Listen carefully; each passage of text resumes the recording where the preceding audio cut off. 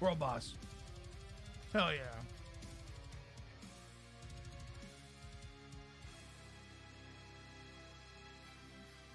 Haven't done my world boss yet.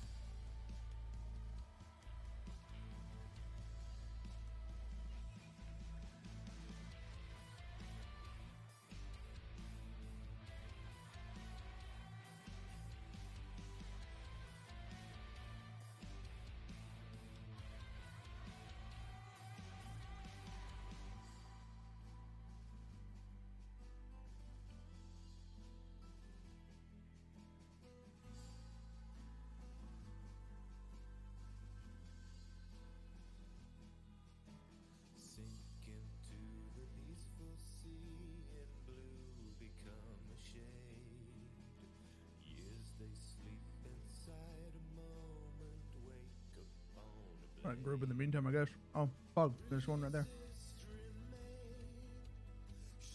I'm coming!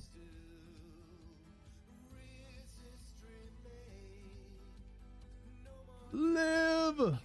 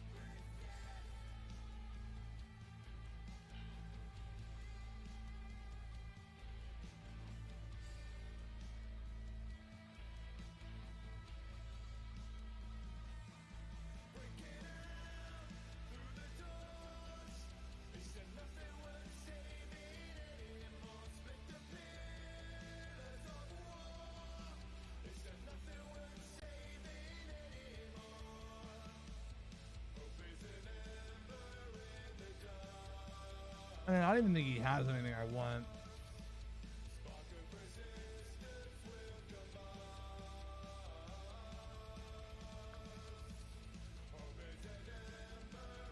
I guess the backer belt would be okay for PvE.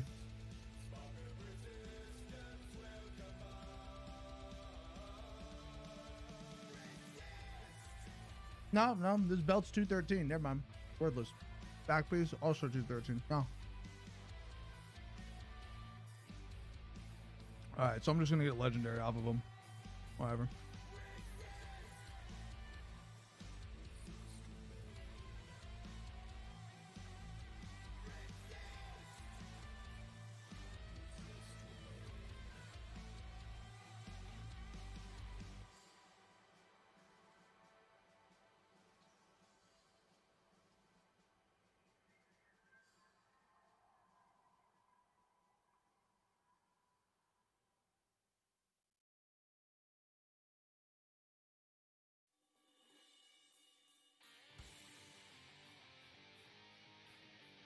Over here doing my part.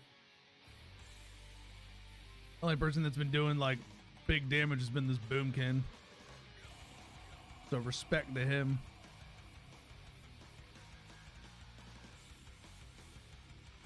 But then again, it's not that difficult for a Boomy to do.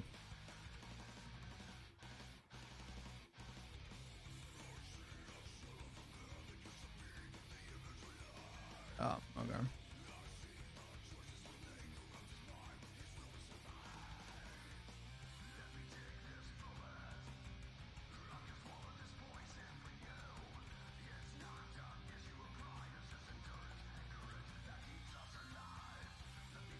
Conduit.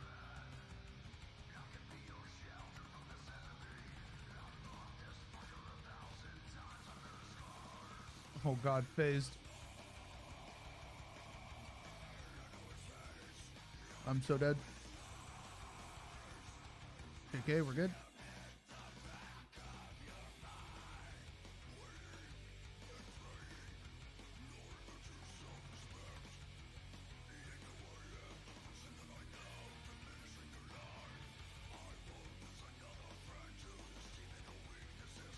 Oh wait, hold on.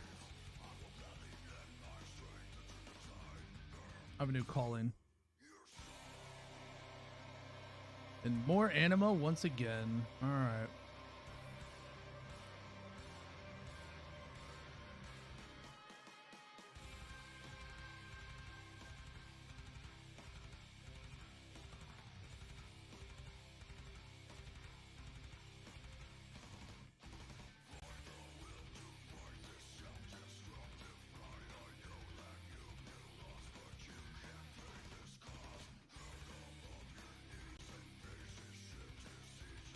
Alright.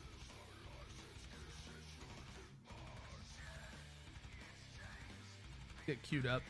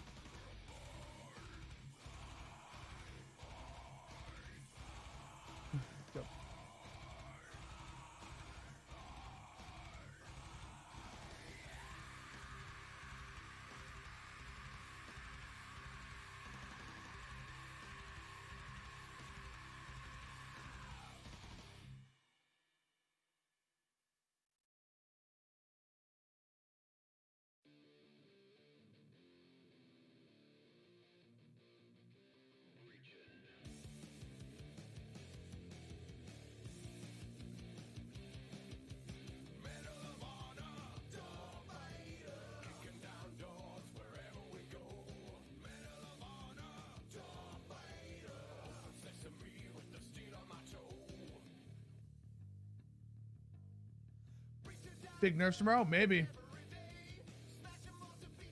It might be. I think we could see Chain Harvest get nerfed, which would be a pretty big nerf.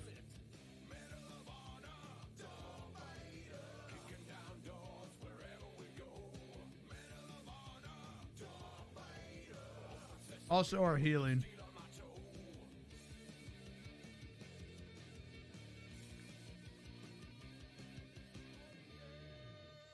The player base has been pretty vocal about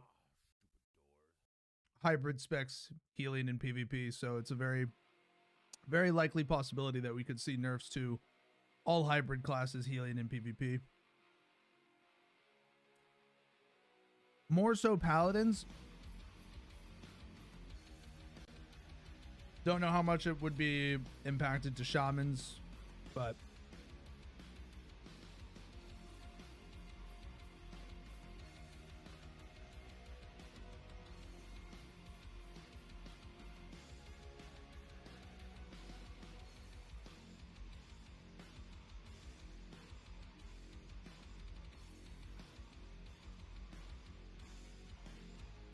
yeah, I'm 100% expecting nerfs tomorrow.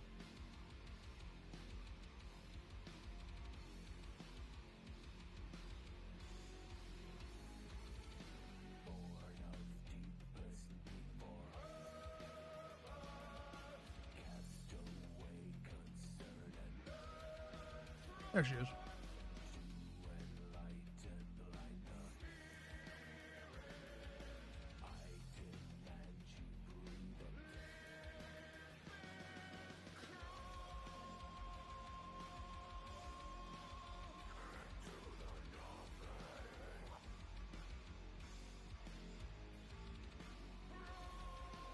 Dominance keep disrupted for the world quest. Okay.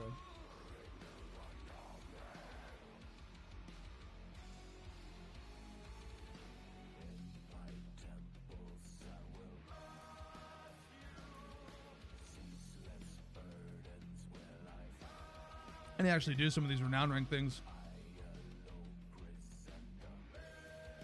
What kind of nerfs tomorrow? I'm expecting nerfs to Chain Harvest and our healing.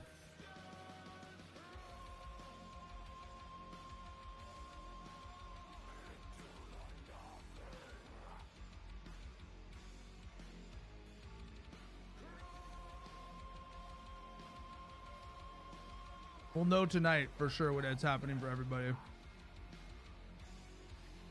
Was it announced? No.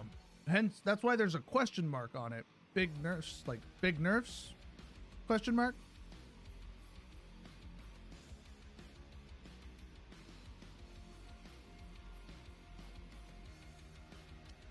No, there hasn't. So big nerfs tomorrow? Question mark? Because tomorrow's patch day. So they're going to release the notes tonight. But there are things that are very much so speculated on what it will happen nerf-wise for a lot of classes. We're definitely going to see nerfs to Windwalker Monks. You're definitely going to see nerfs to something from Arms Warrior. Most likely going to see nerfs to healing from hybrid specs.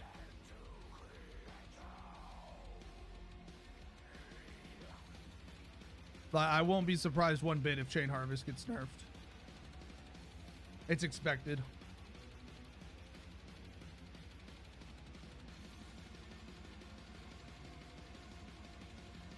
Convoke, things like that. Like, there are like obvious outliers.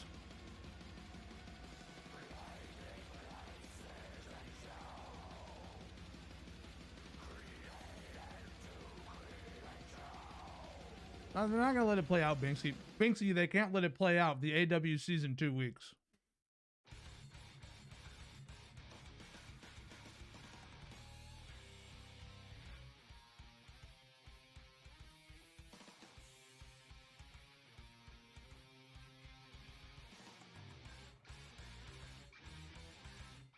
No, that's the thing. They need to shift things because there are things that are severely broken going to the end of the AWC.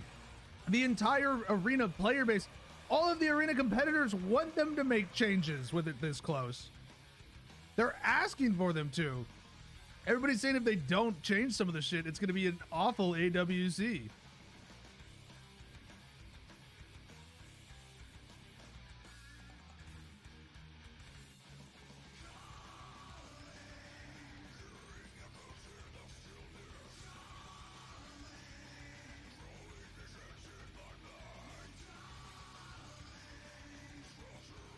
I would not play Ellie, no. I don't play ranged classes. No! Shouldn't know it's out of there. It's not opening. The Hunt, Demon Hunter. The Hunt is one that people have mentioned as well. People feel like the Hunt is very overtuned.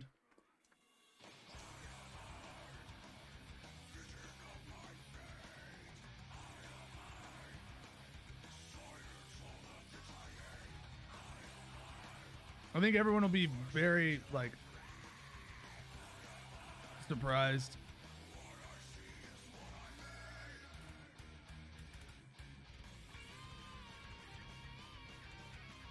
The primary things people have addressed or brought up or mentioned about are hybrid spec off healing, Windwalker damage,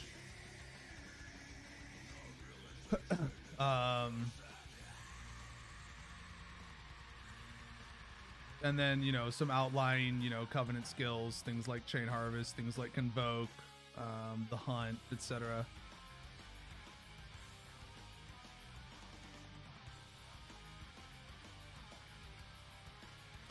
I don't think there's anything class-wise too much for enhancement that they could nerf, other than quite literally, like, the healing. Like, in terms of the enhancement Shaman class itself, the only thing I could see getting nerfed would be our self-healing. I can't see them nerfing any other sort of our damage component that's actually, like, built off of the way our class is designed.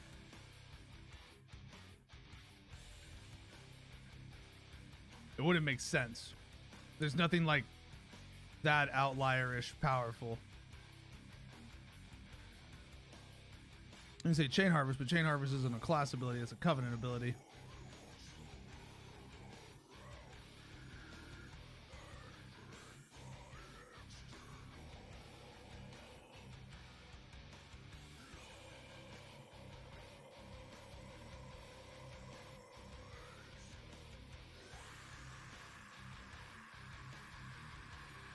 Oh, okay. And it was on cooldown. Oh, my cooldowns don't reset when I start new BG. Oh, come on. My Chain Harvest was still on cooldown. That's Pepe hands. We lost this because we lost Corey somehow.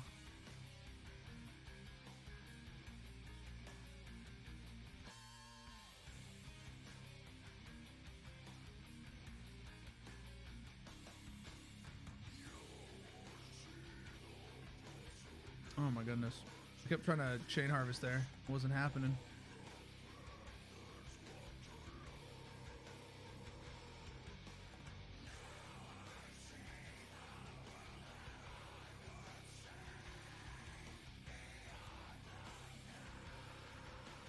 Cool. It missed.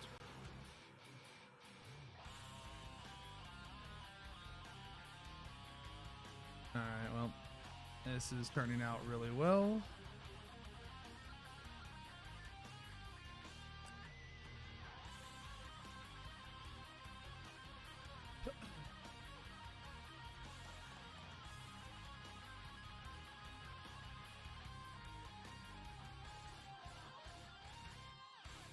Do you think Enhanced Venthyr is broken and need the possible incoming nerfs? I definitely think it needs a little bit of tuning back. The question is how much they tune it back. The problem is that it can crit for an absurd amount, right? Like, that's the thing. It can crit for an absurd amount, and it's an instantaneously, you know, used ability. Not really like any sort of, you know, counterplay to it. Can't really predict it. It's just gonna come out at you, and then there's just nothing you can do about it. And on top of it being giga damage, it's also a giga heal.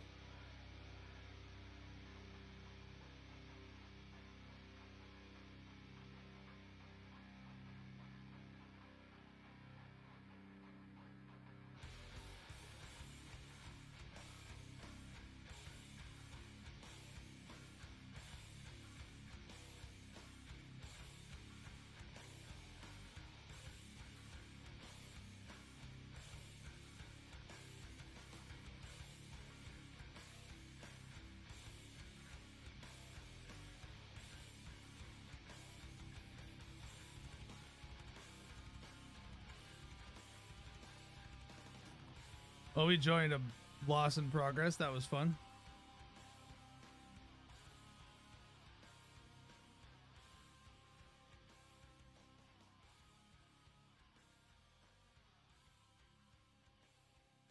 I'll say this, if they don't make any patch changes today, then they definitely won't make any next week, because that'll literally be the week before the AWC. That'll be too close. Unless there's anything that's just like a super obviously. I still see, even then, I still think, no, I take that back. Even then, I still think that there's room for them to potentially make changes the week before the AWC if there's anything that's like an egregious outlier. Right now, 2 weeks before it would be the time to make some changes.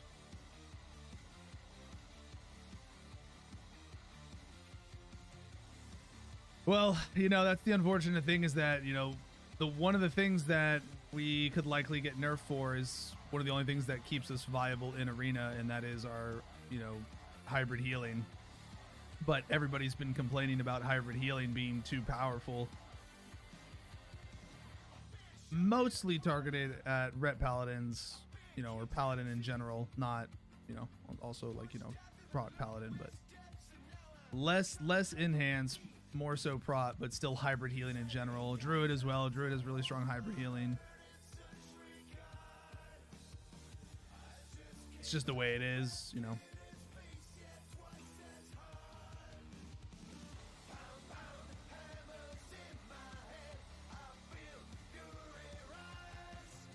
But, you know, I do expect Chain Harvest to see a nerf. I don't know how much of a nerf, but depending on how much of a nerf it gets, I'm fully prepared to swap to Necrolord.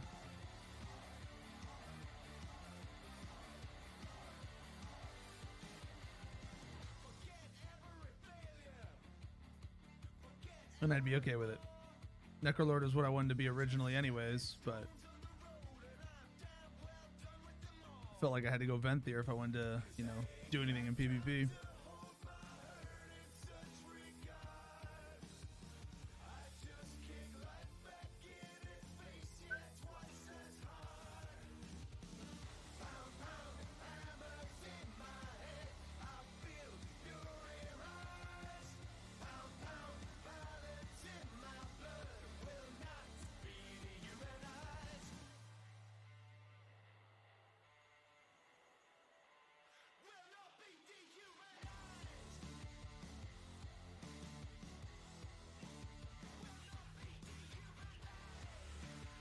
Oh yeah, no. They literally said that, like, the whole thing of getting your renown ranks back up would only take you a couple days of like dedicated playing to get it back, you know, when you swap. You get, like, the best time to swap is right at the start of a week, because you get 1 renown rank per raid boss that you kill in Castle Nathria. So that's huge in itself, right?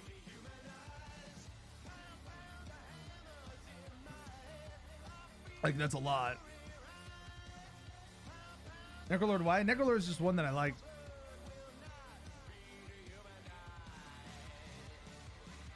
Necrolord was the other covenant, was the covenant that I really liked aesthetically, lore-wise, just, you know, what I wanted to be. If there had been no, like, power associated with them. But, like, you know, if Necrolord, you know, if Venthyr gets nerfed to the point where, you know, like, it's enough of a substantial nerf where I don't feel like it's, like, worth it anymore, then, you know, I'll just go Necrolord and I'll just, you know, enjoy Necrolord. It's not worth trying to, you know, bounce around covenants to min-max it if they're, you know, basically, you know, it's one of those things where, you know,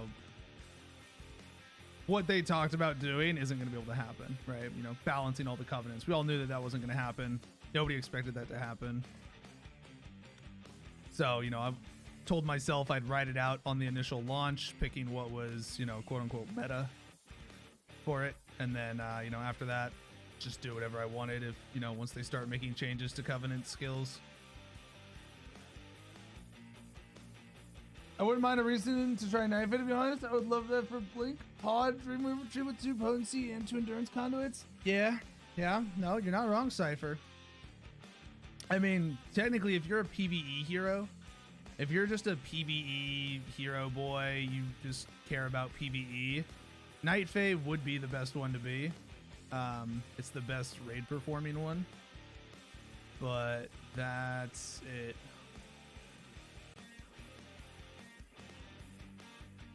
And it's not by much though. Necrolord Armor's your favorite.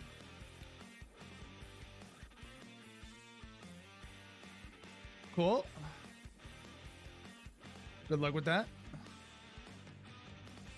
What kind of nerfs are you expecting? I'm not expecting any nerfs to enhancements like class, like damage design. There's nothing from our damage kit baseline wise that they could nerf that would even remotely make any sense. But I would expect something to potentially happen to Chain Harvest and our off healing. I could see them nerfing Healing Surge again in PvP, which would suck. But it wouldn't be the first time they've done it, so, you know, I wouldn't be surprised. You know, we were like that all of BFA, just saying.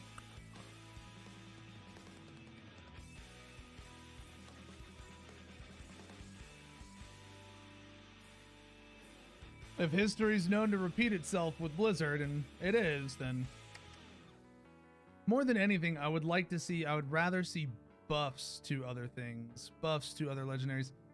I guess you could technically, I don't think Doomwinds would get nerfed. I can't see a reasonable enough argument behind why Doomwinds gets nerfed. You know, you can't just be like, oh, it does too much damage. It's like, okay, but like, it's very like counter playable damage. You know, there's multiple ways to stop it. It's not like it's just like damage that happens and you just die.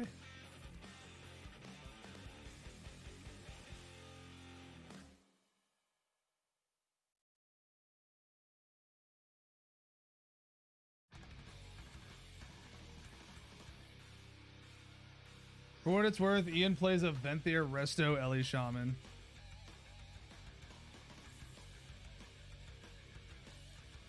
Yeah, it doesn't mean anything.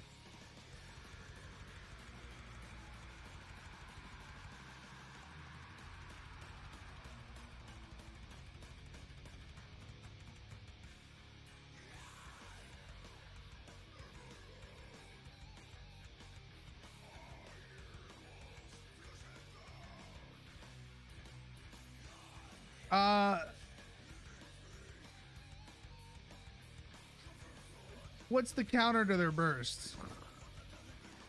Because their damage comes from 8 million sources. It's not just like every single pet is CCable.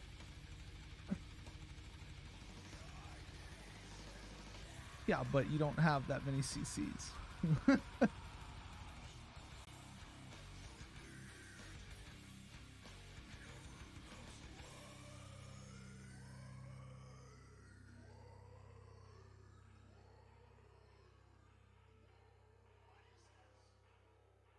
A single totem root and kite. Okay, well, I don't have a totem root.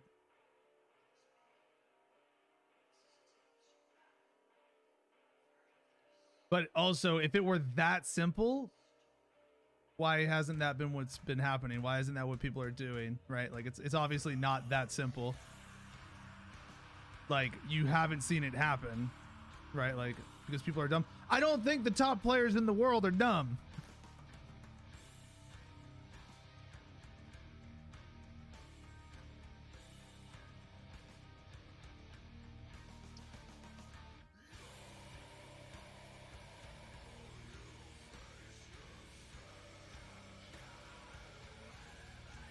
I think they know pretty well how to play.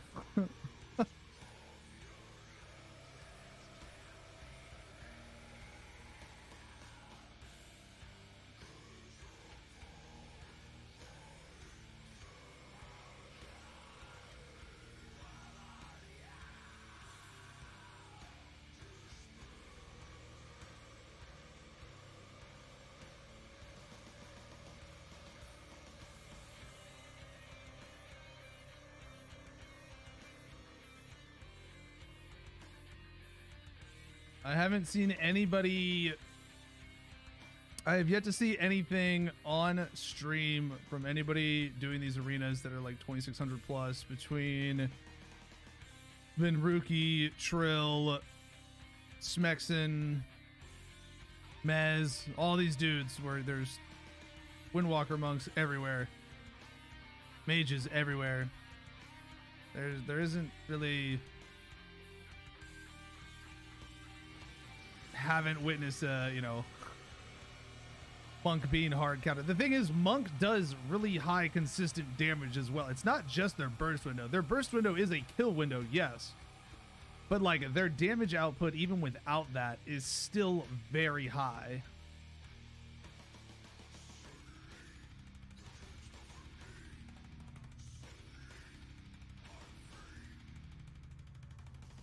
Talking about TBC? No, I'm talking about TBC. TBC's not worth talking about.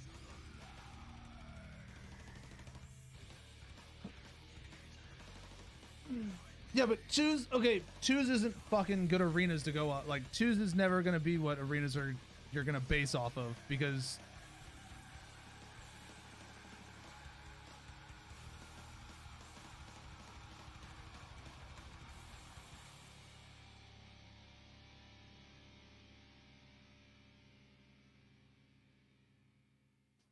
there's so many other things. There's so many more things that are abusable in twos.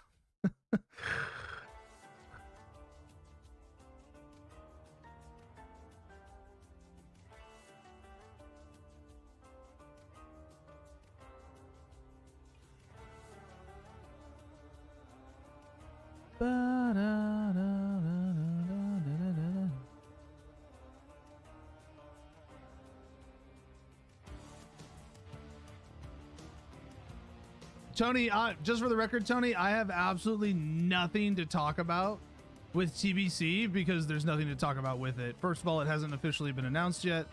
Second of all, yeah, okay, but 3 of the top 5 are monks. There's a reason for that. 3 of the top 5 rated people in 3s are monks.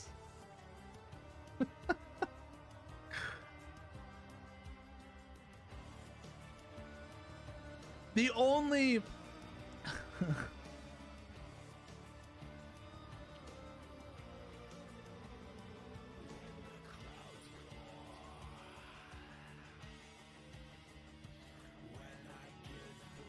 outliers on really good teams. Okay.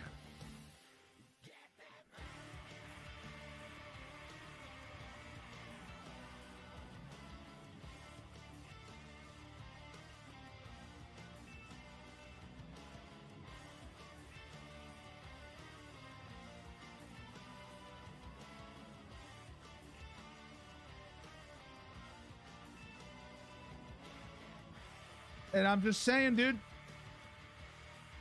you leave things the way they are, that's what you're going to be seeing for the AWC. Is there a place to see rankings? Yeah, I mean, there's literally the arena leaderboard from WoW's website itself.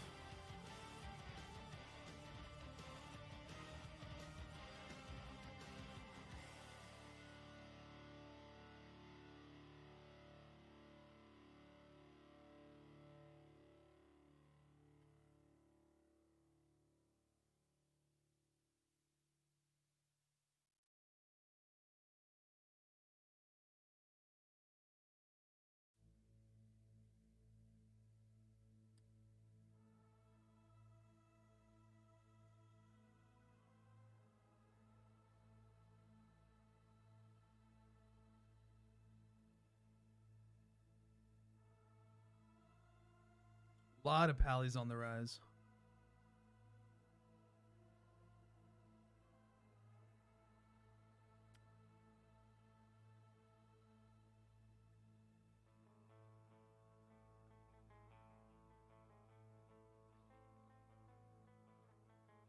I mean, RMP will always be this thing you see the most of. Like, rogue mages and priests will always be the classes you see the most of on these leaderboards.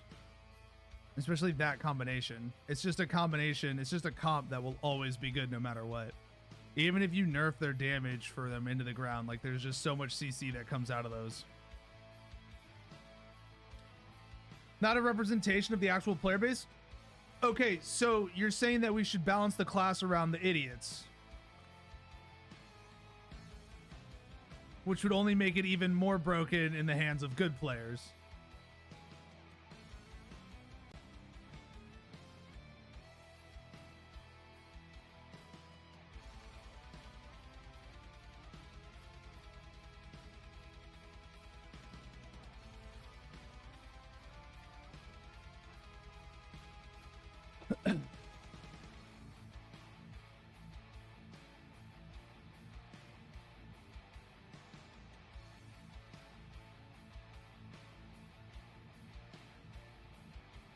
I'll never agree with balancing competitive PvP around the general audience player base.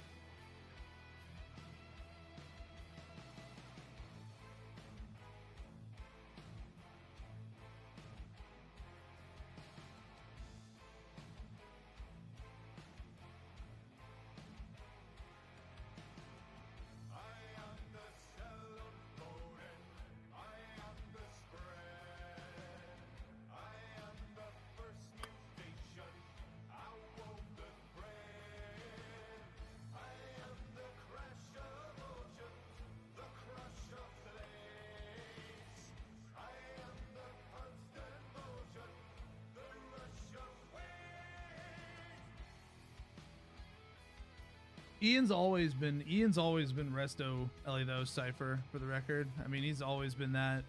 There's a reason Resto. That's why people always say like Resto will never be bad, because Ian plays Resto. I don't think that that's true. I just think that, I mean, it's, you know, who knows? It's a fun little theory to have on it. Where are the hunters? Hunters are not good for super top tier PvP.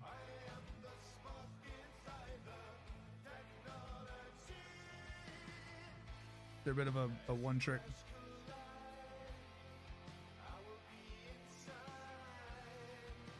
They don't bring enough for what they are. They had one gimmick, and that was, you know, one-shotting people out of stealth with, you know, double tap aim shot originally.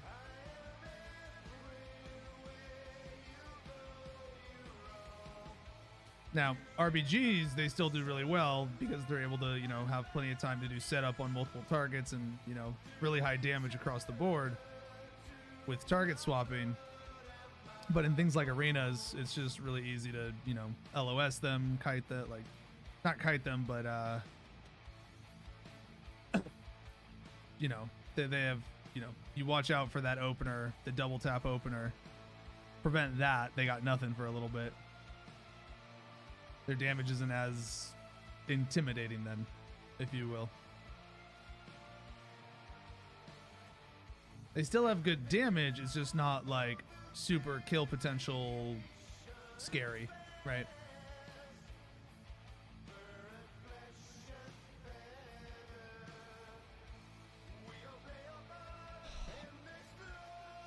I don't know. I'm saying it's likely they nerf Windwalker because literally even the people playing Windwalker are saying that there are things about it that need nerf. They're like literally Trill's like, yeah, I know this class is insane right now. Like then Rookie and these guys, like all these guys who have a Windwalker book that they play, they're like, no, like Windwalker's nuts at the moment. They're all expecting Windwalker to get nerfed in some form.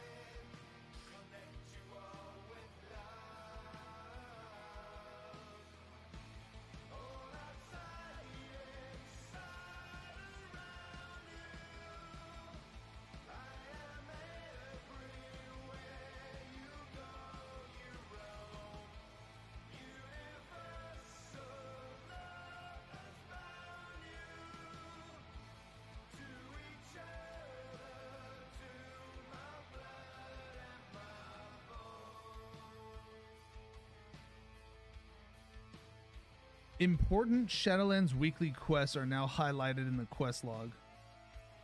Do I have any weekly quests? I have my callings.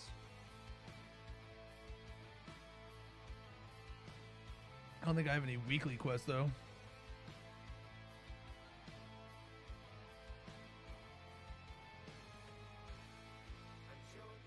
Oh, wrong one. I don't know. We'll see. We'll see, right?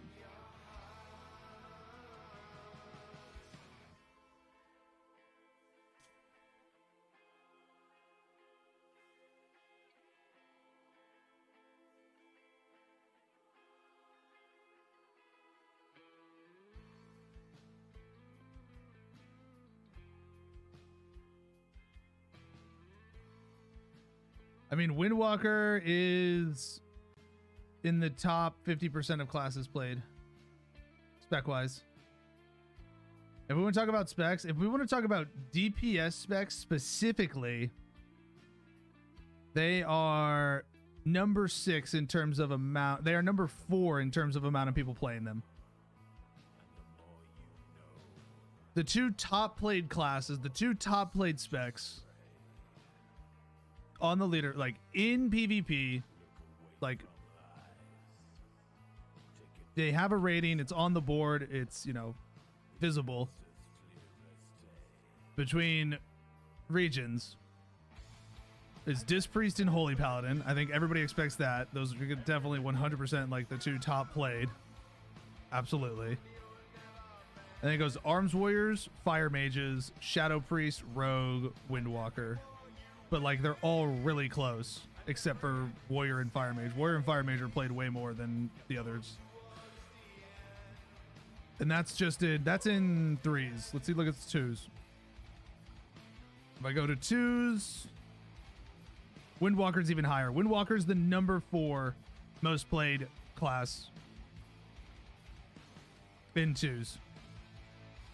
Right behind Arms Warrior.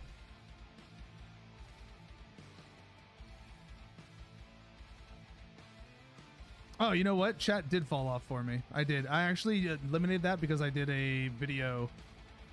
So you're not going to be able to see it. Where does Shadow Priest land? Here, let me pull this all over. So looking right here, Holy Paladins, 13%.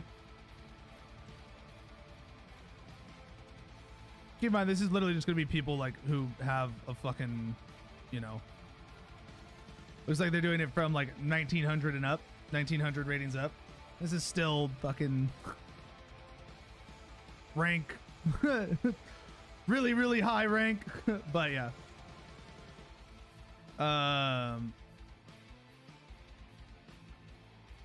Most played they have coming in is Holy Paladin, followed by Disc Priest, followed by Arms Warrior, followed by Windwalker Monk, then Rogue, then Resto Chamois, then Fire Mage. Shadow Priest is a lot lower because Shadow Priest is a lot more difficult to work with in a 2 scenario, but in 3s it's a totally different story. 3s Shadow Priest is played way more and it's a lot more popular. It has a much higher, you know, top 15 rank spec.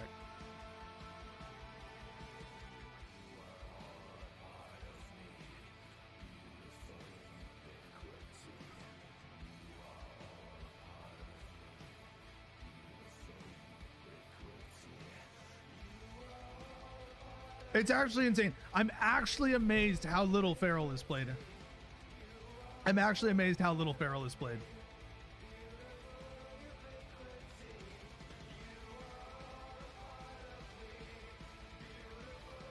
Because they're really not in a bad spot. I don't know how much Ian weighs in on balance, but yeah, who knows? And I agree with that. Windwalker being top tier and literally all content right now might have them looking at some nerfs. Right, that's the thing. Like, Windwalker isn't just top tier in PvP, they're top tier in PvE as well, like, which is amazing, which is hysterical. It's absolutely hysterical how they went from being literally probably one of the bottom feeder DPS classes in the raid scene at the end of the expansion of BFA to literally being to literally Trill being like top DPS on Windwalker in Progression Mythic. It is mind-boggling how much of a 180 that class had in that regard.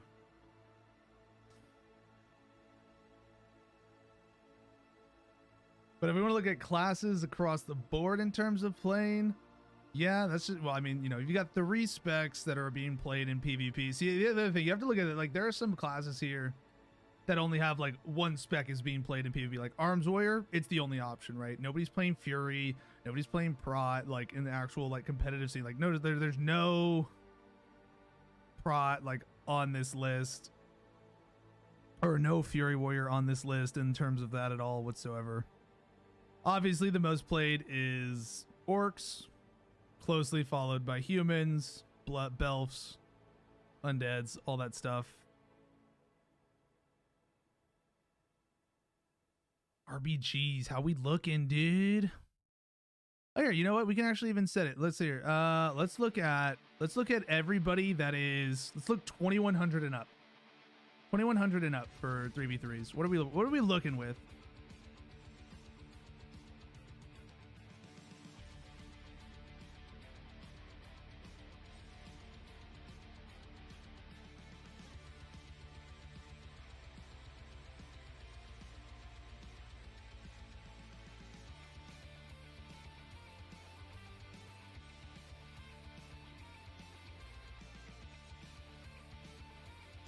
Rhett is right behind Windwalker.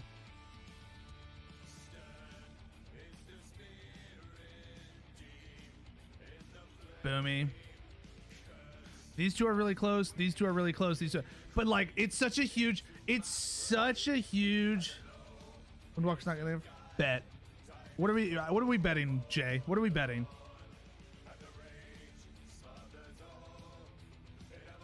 I'll wager money on it.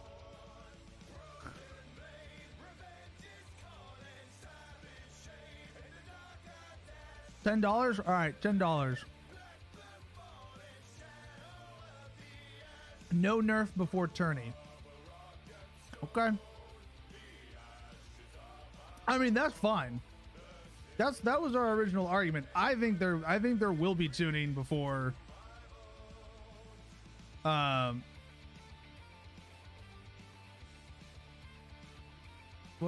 what battle? What?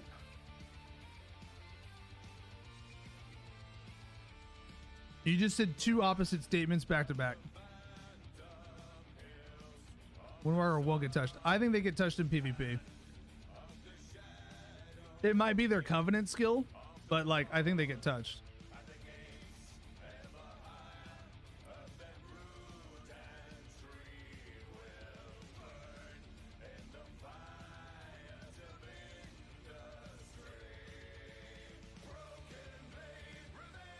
Them and Arms Warrior are the two main DPS of twos. It's insane. Windwalker's higher than Rogues in twos in terms of the amount that are in, ranked in twos. I actually thought Rogues would have been number one. I honestly thought Rogues would have been number one.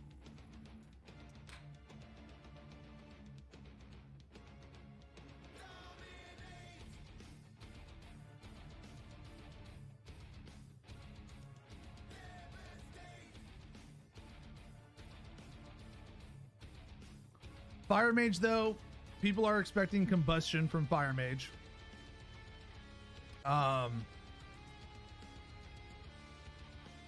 that would be like the only thing other than like Triune Ward, but like Triune Ward's like an all mage thing. Like that's a legendary, that's an all mage thing. Everybody feels like Triune Ward's broken.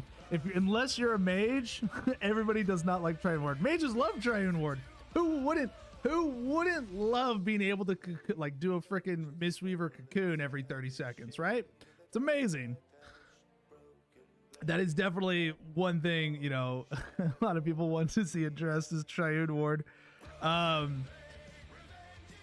Combustion's the only thing damage-wise from Fire Mages that people feel is a bit out of line, a little too excessive in PvP. Even in PvE, it's totally fine in PvE.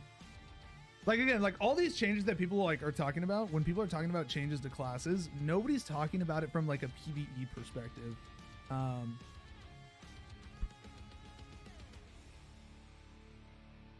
You think they'll nerf Rhett again? I think, well, so Rhett, the thing that people want to address with Rhett is their healing, the amount of healing that they're able to do. Rhett is able to do an insane amount of healing without there being any sort of cost to their mana, while also still having an invuln, an absorb shield, and a shitload of damage.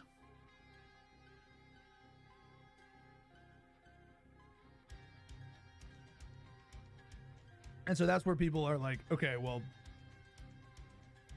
they literally can just spam, Word of Glory heals on themselves.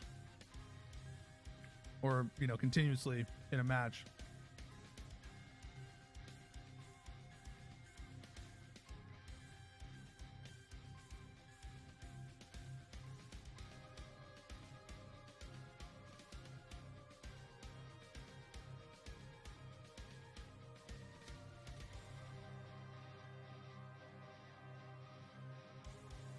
I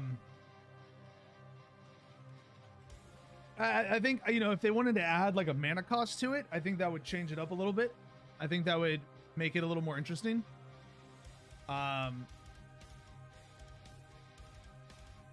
That would put it a little more in line with enhancement shamans. What else would there be?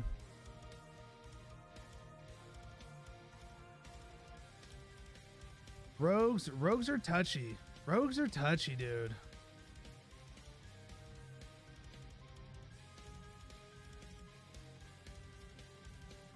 They've already gotten, you know, some pretty significant nerfs, but they still do a lot of damage. Like, rogues are still very good.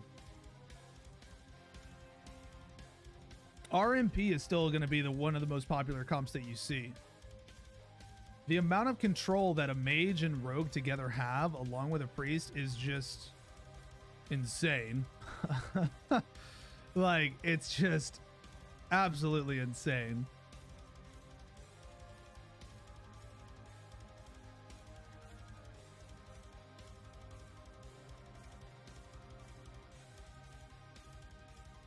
I think one of the things...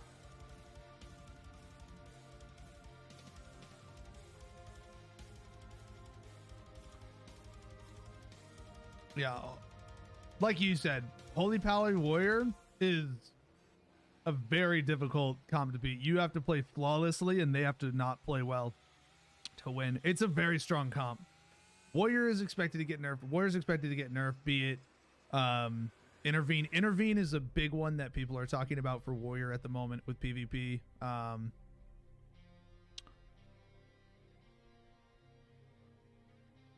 Mages, Fire Mage Combustion. So I think it's Fire Mage Combustion,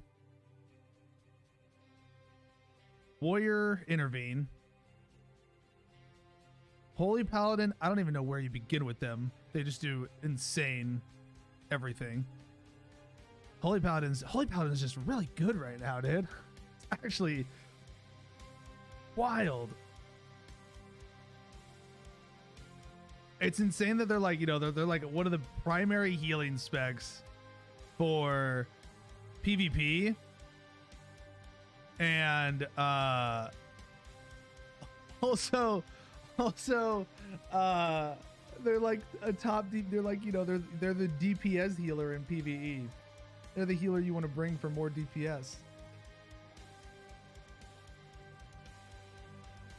Which is kind of like what that's what Dis role used to be. That was Dis Priest's job for a long time, was being the DPS healer, and like H-Pal kind of freaking swept that away from them this expansion.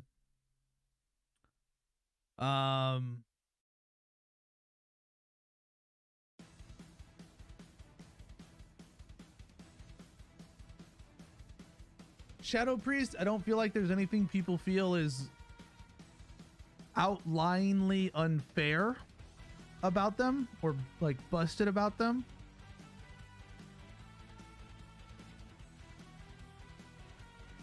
What big nerfs? Oh, we don't know yet. That's why there's a question mark on it.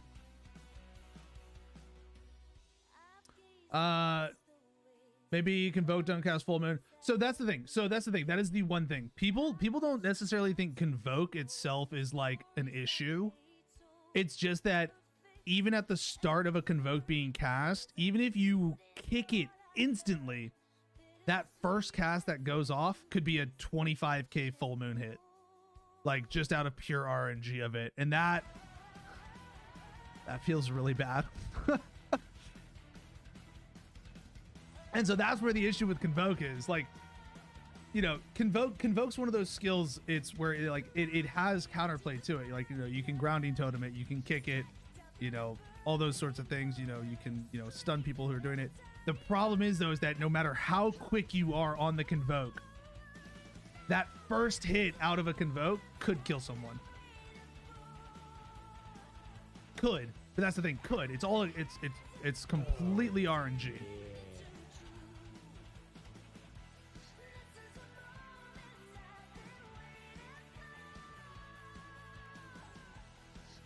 Thank you for the follow, Cold War.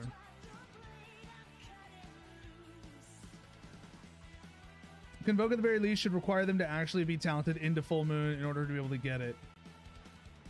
Sure.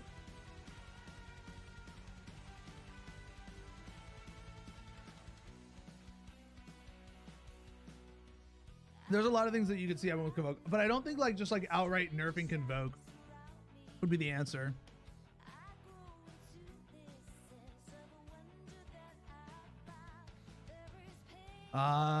What else would there be?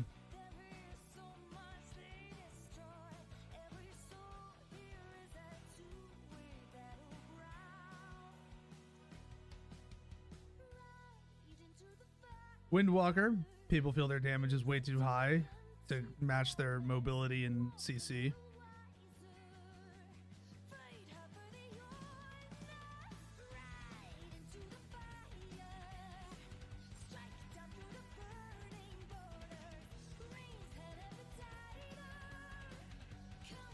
Rogue just has really high damage still. I mean, I don't know what you would nerf about Rogue.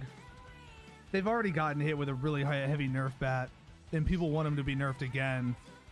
If you nerf anything about Rogue going forward, you got to do small changes on it. You've already given them the big bat whack across the back of their head.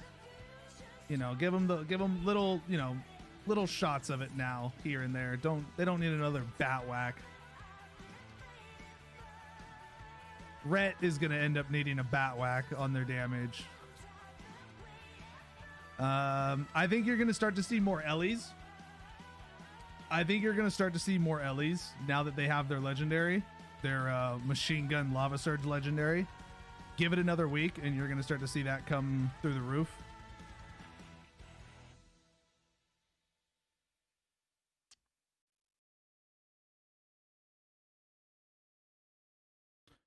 Everything else here, like all this stuff is very gimmicky. Here's the thing. Here's why Ellie will still perform better than enhancement no matter what. Ellie has a much more guaranteed, consistent burst kind of setup situation, like, you know, big damage hit kind of stuff. Enhancement is literally fully dependent on Doom wins. And with warriors and Windwalker monks and rogues and, you know, all that stuff, all these classes being the top classes in PvP right now, you just disarm. Like I literally watched the day Smexon swapped over from Ellie to enhancement. I probably watched his stream for a couple hours, and there was an arms warrior on the other team. One of the first matches he did on it. Without fail, this warrior instantly swapped, disarmed him every single time he dropped down a Wind Fury totem. This warrior did not miss a beat on it. And it totally nuked his damage. Because that's all you have to do for it. Because our Storm Strike damage is whatever in comparison. Because it's physical damage, so you know man. That already gets mitigated to a little bit in some form. Hey, what's up, Zip? How you doing? I'm doing.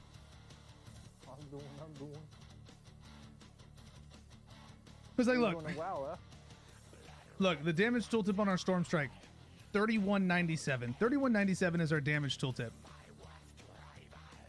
Oh, here, let's not crit on it. 2400, right? Okay, 2400 with a Stormbringer proc. It's 4K, all right, and it hits for 2700. Our damage tooltip with a Stormbringer proc is 4K, but it only hits for 2700. Our damage is constantly being dropped dramatically because it's physical. Like our primary damage comes from Storm Strike outside of Doom Winds. And we're almost never able to use our Maelstrom in an offensive manner because we have to keep it reserved for instantaneous self-healing. So that's not getting used. Your Frost Shocks hit like a wet noodle. Your Flame Shock doesn't do anything. And that's why it's like, you know, that's why enhancement's so reliant on Doom wins, because that's where you're able to get big damage to come from. Heli Blast time for Disarm Wars. Well, that's why I'm hoping I want some of these other legendaries to get buffed. I would love for some of these other legendaries to get buffed. Not a lot. Like, they don't need a lot. I think there's so many interesting things that they could do. There's so many things they could do for enhancement Shaman.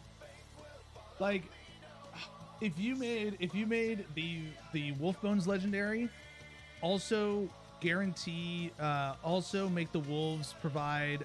That's what the Wolfbones legendary should have done. That's what the Wolfbones legendary really should have been. It should have given you the benefit of all 3 wolves. That would have been amazing. Forget the additional percentage on Maelstrom generation. Give me guaranteed 3 buff from each of the. Give me the guaranteed all buff from the wolves. You know, give me the fire buff, the frost buff, and the storm buff, no matter what. When using Ellie spirits, boom, awesome, good to go. Then you have some interesting things that you can do with that one alone. And then Legacy of the Frost Witch. Legacy of the Frost Witch is really close to being able to be good. I just think that they over nerfed the damage modifier on it. It was too good originally. You know, I mean, I think everybody can admit that beforehand it was too good. It was 100% increased damage on your next Storm Strike. But I think going from 100% down to 15% was overkill. And they should, you know, change that back. I mean, even Doomwin's was originally 100% increased damage. They nerfed it down to 25%. That was a smaller damage modifier change than they was to the Legacy of the Frostwitch one, which was just an 85% nerf straight up. And I think that one would make some really interesting things. You don't play the Maelstrom Legendary. Each time you spend 5, resets the cooldown. I'm using that one currently, but that one overall isn't the best. Crazy Red. It has, that one is very flawed. Crazy. I'm currently using Legacy of the Frostridge. You can see it right here. The problem with it is that if you hit a dry spell of Maelstrom Generation, you're boned. Like, if this legendary is fully reliant on you constantly being able to spend Maelstrom to reset your Storm Strike. If you do not have enough Maelstrom to reset your Storm Strike, the legendary isn't working for you, right?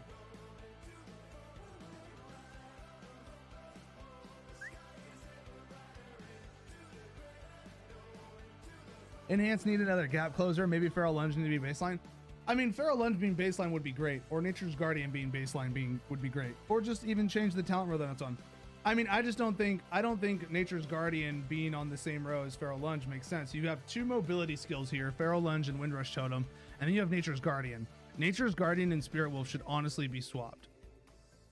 Spirit Wolf is another mobility skill that gives you more move speed when you're in Ghost Wolf. It should literally be swapped here, and we should have the choice between Nature's Guardian and Earth Shield, right? Like, if I had to give up Earth Shield to have Nature's Guardian, but I'm able to also guarantee having Feral Lunge, I'm okay with that. What I'm not okay with is having to choose between Feral Lunge and Nature's Guardian. Fortunately, given the way priests are right now and how popular they are, and mind games being such an integral part of people's gameplay, I don't like using Nature's Guardian, because if I get mind games on me and Nature's Guardian procs, it literally kills me. It's a freaking death sentence instead of a saving grace.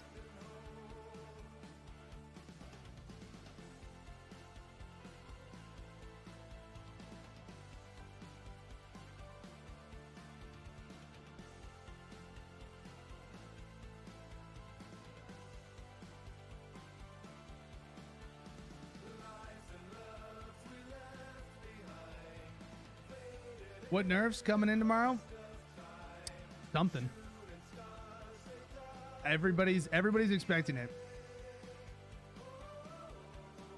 There should have been changes last week, but it was the holidays. People were off work. People weren't working. You know, everybody takes breaks. All the companies, you know, shut down for a couple weeks, couple days. You know, post Christmas and everything. Nobody gets anything done. So it is expected we'll finally get changes tomorrow. I think it's gonna be really surprising if there's no changes for tomorrow. Like if there's absolutely zero like class adjustments, that'll be surprising.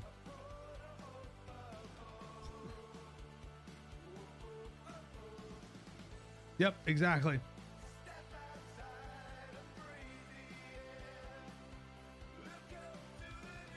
I also don't feel like in BGs, Nature's Guardian really gets its use because there's so much damage occurring no matter what. It's like Hunter and Demon Hunter need help.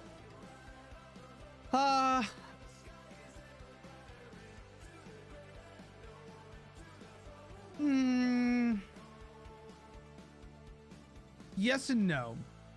There are things that you have to do because Warlock is in an interesting balancing act at the moment, particularly Afflict. They're legendary right now. They probably have one of the most obnoxious legendaries in the game at the moment. And everybody wants that nerfed. But if they nerf that, you need to buff something else. The corruption legendary is it's just stupid. It's a freaking permanent 50% slow.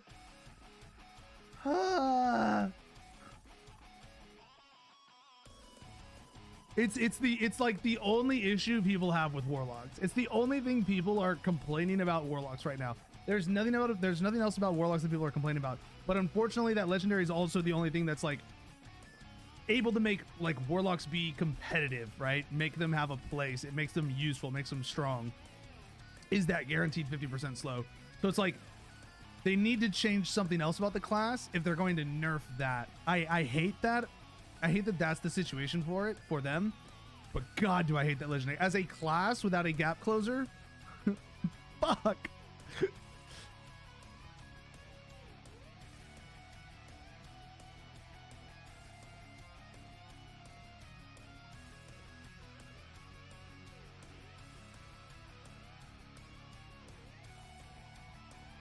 Insane. Oh, I know, I know. Red Paladins probably don't mind it as much with their Hand of Freedoms, but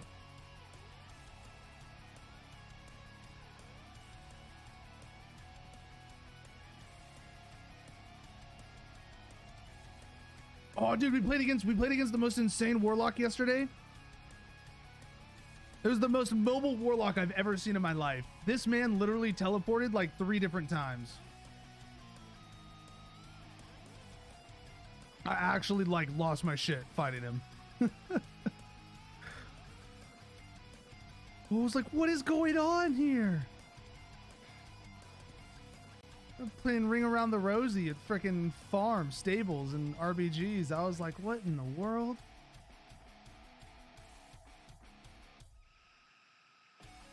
All right, what do we got here? We've got 3 shamans, 2 warlocks. What kind of shamans are we though? Ellie. All right, double Ellie shams. See, dude, I'm telling you, Ellie is going to be coming back. Ellie Shaman is coming back right now. Now that they have their legendary, you're going to start to see a big rise in them. You're going to just start seeing Lava Surge machine guns firing away.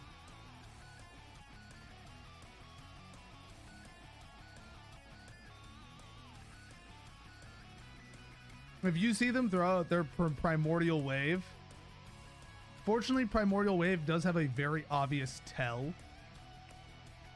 Very obvious visual to it. So if you see them use that, they're about to go for the unload on you. So be prepared.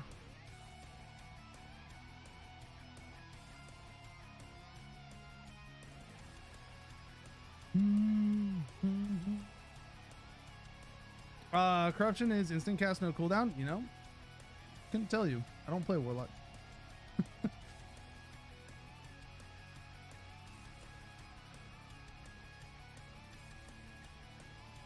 just know that they're able to put it on everybody, so probably.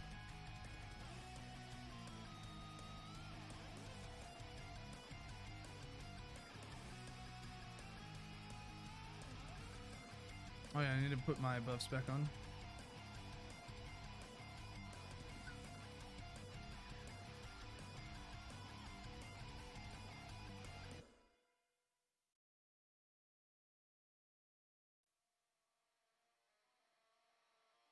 All right, they're all going to the right side. No, they're regrouping. Dots, goose. Oh, this is a squishy warlock. I'm gonna blow this boy up.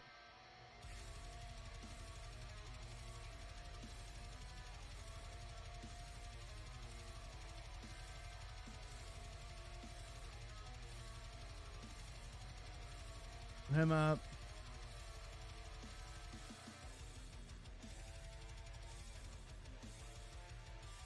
Oh, these boys are all squishy. Get that kicked.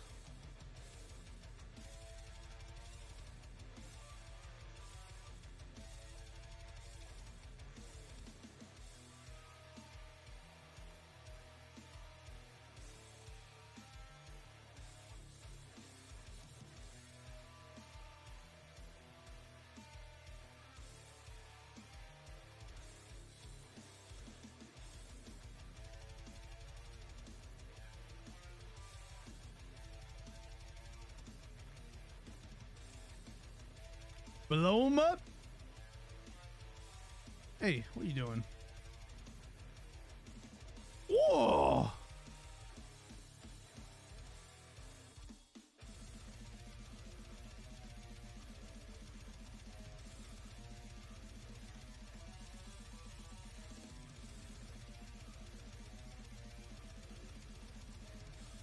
Put him up, put him down, baby.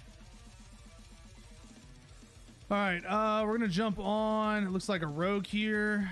We're gonna put spike, get him a big hit there. Jump onto the next rogue. We're actually gonna get a sundering on both of these guys. We're gonna swap to the feral. Turn back, hit the warrior.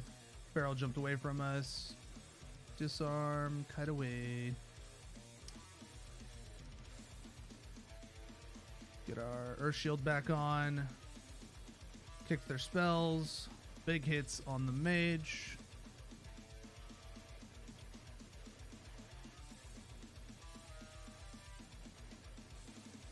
Just gonna trinket that so that we can finish them off guaranteed. And not let them get any shit up. They got a monk that's just sitting over here. It's not gonna do any good for him. Okay, dude. Alright, I'm gonna die here. I'm gonna put everything in on this. Blow him up. Come here. Oh, he got his shroud off. He got his cloak off. Damn.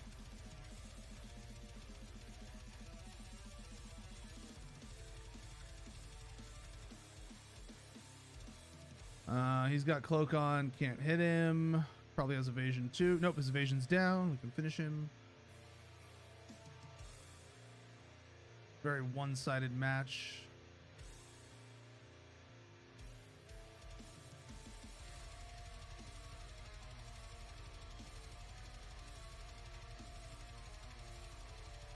Oh, I didn't get the grounding totem down in time.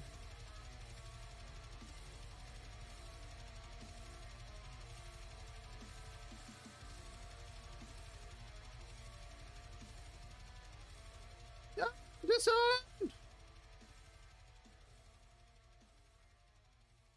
Wait for it, wait for it, wait for it. Get him. Oh, he cocooned him.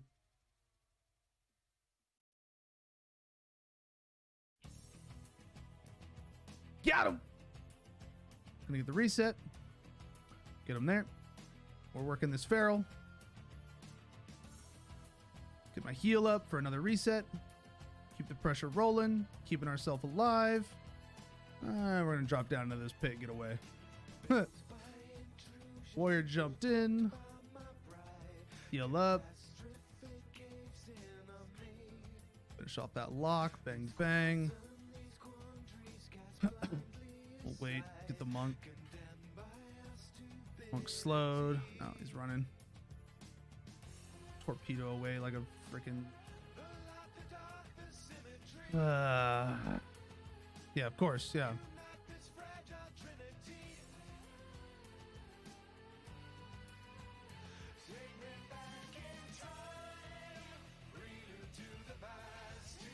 Grounding totem down. Oh, we're dead here. Chain CCs. But we got the monk, so that's all that mattered. That's what we wanted.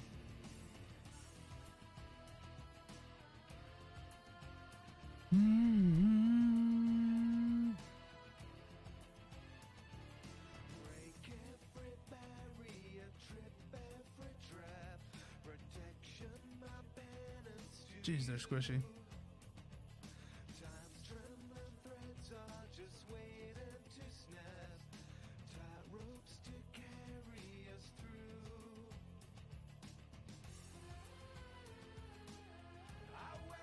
Hey, I'm disarmed. Cute, because he probably thinks that like I have Wind Fury.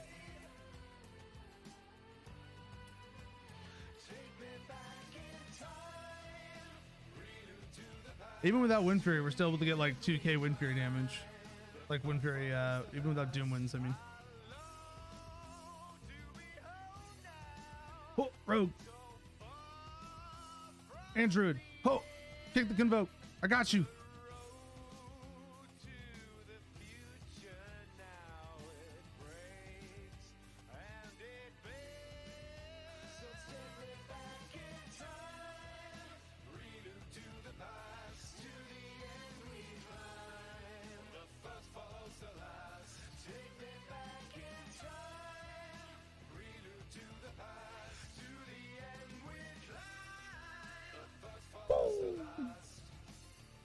Got him.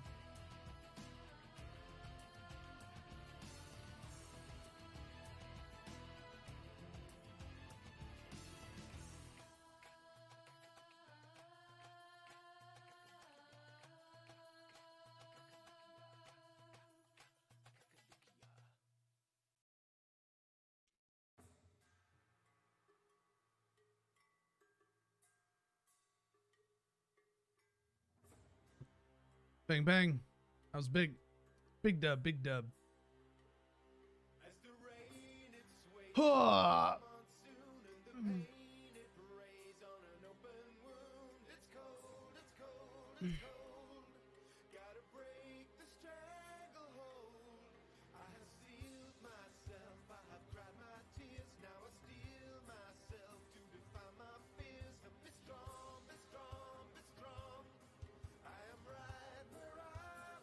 I think we could see, but again, you know, I mean, Chain Harvest is one of those things that I think we could see nerf. I mean, just the fact that it's able to hit, like, you know, 8k normal hits. I mean, like, I'll be honest about it. Like, I've had Chain Harvest hit for, you know, a 16k crit before. That's a lot. Like, just plain and simple. That's a lot. But like normally it only hits for like 5 to 6k, which is a lot still, you know, it's, you know, 15 to 20% of some people's health in one ability, but you know, it's not like an absurd amount of damage.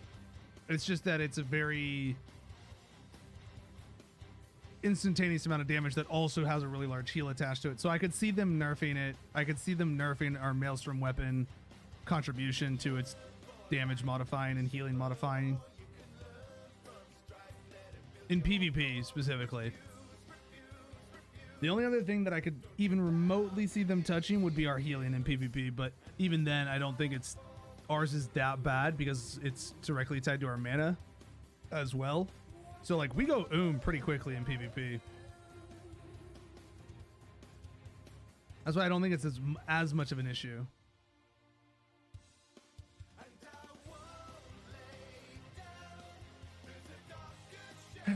Flame Tongue.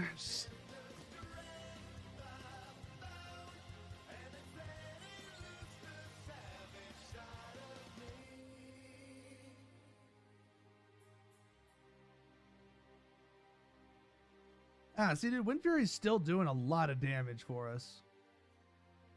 Like, we're not even running Doom Winds, but with Forceful Winds and Earthen Spike, getting a 20% damage modifier on there.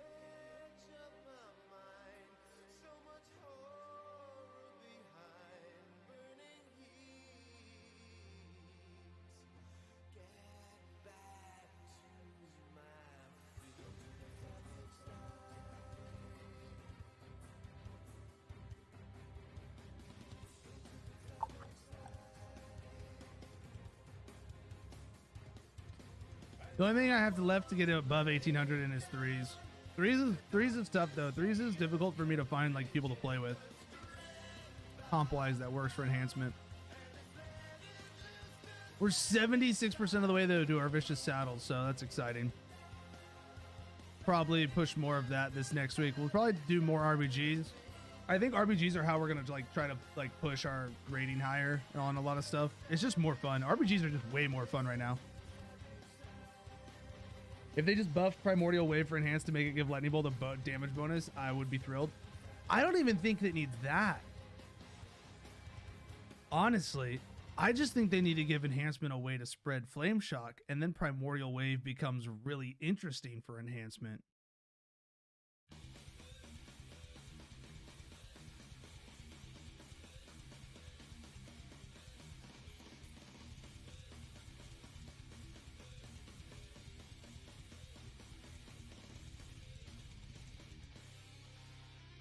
Now, what they could also do is let enhancement be able to do Primordial Wave, have Primordial Wave affect Elemental Blast. Then you've got a busted setup.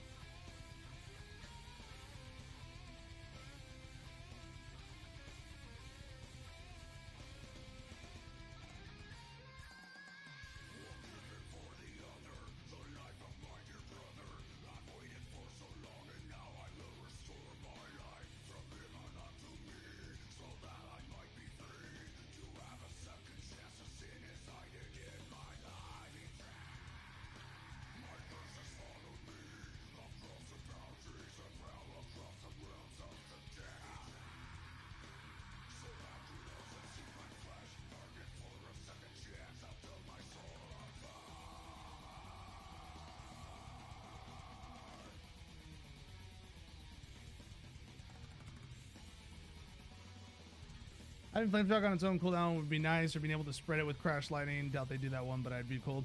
Well, I don't think it needs to be able to spread with Crash Lightning. I mean, they literally have it here. Flashing Flames. Just let this spread Flame Shock.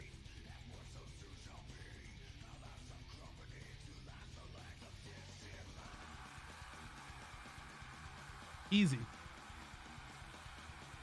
Or even Hot Hand. Have it be something that can happen during like the Hot Hand proc window. Fire Nova is never going to be an option. It's just never going to be an option with the way they have it set up. For starters, there's no way to reset the cooldown on it. One, cooldown on it's too long. Two, it's way too much effort to spread Flame Shock.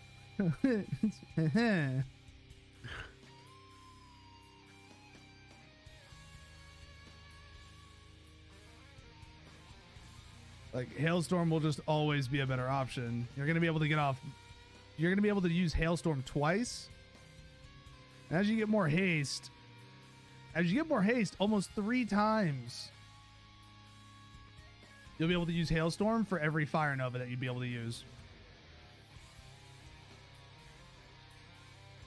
Just make Fire Nova spread Flame Shock. You could do that as well. They have multiple options. You can even implement it into the legendary, because the legendary as it currently stands isn't worth that much. We'll be testing out the Primal Lava Actuator legendary tomorrow. That's what we're going to use our Soul Ash on. Oh, that's what else I can go do. I can go do my Safe Thrall. Hold on, I still have to go like free Thrall and whatnot from Torghast. So let me go do that. That's another 200 Ash. Yeah, we're gonna make the Primal Lava Actuator legendary tomorrow. Then we'll test it. That one's pretty much only going to be for PvE. I don't see it having any sort of use in PvP whatsoever. just not even. No.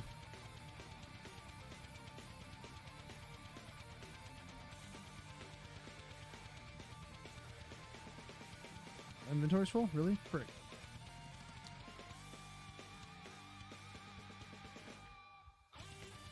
A bunch of crap to sell.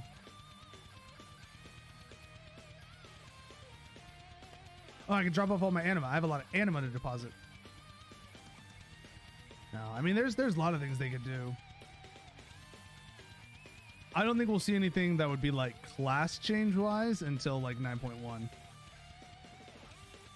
But maybe they'll do something with it in set gear, because you know they're going to bring back set effects, so maybe they'll do something with it in set effects. Who knows?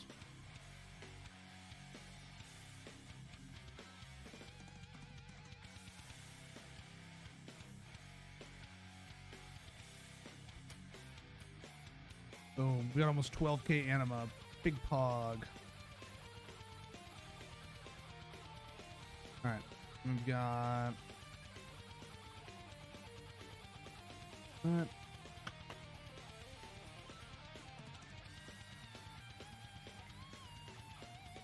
Alright, cache. Yay! Infused rubies! Woo!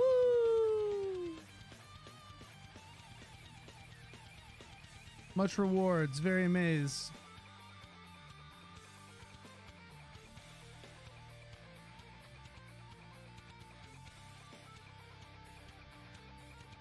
I feel like when you care more about. Oh, wait, what? Hog.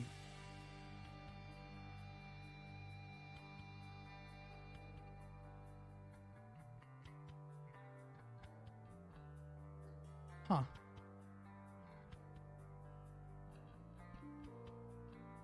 Interesting. Gonna get rid of it though.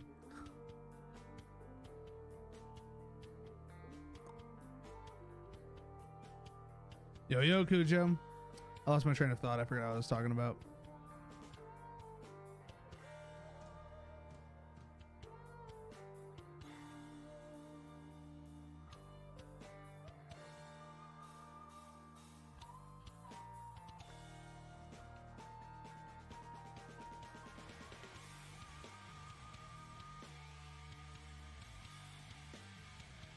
What am I thinking gets nerfed? I'm thinking Chain Harvest, primarily.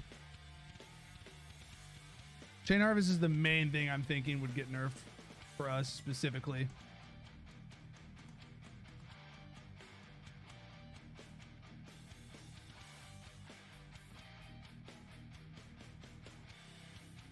Boom. Okay.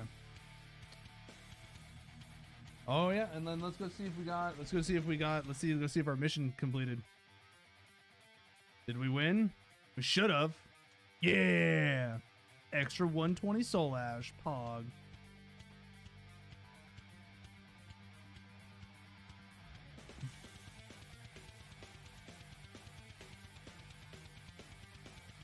This is a sick trinket.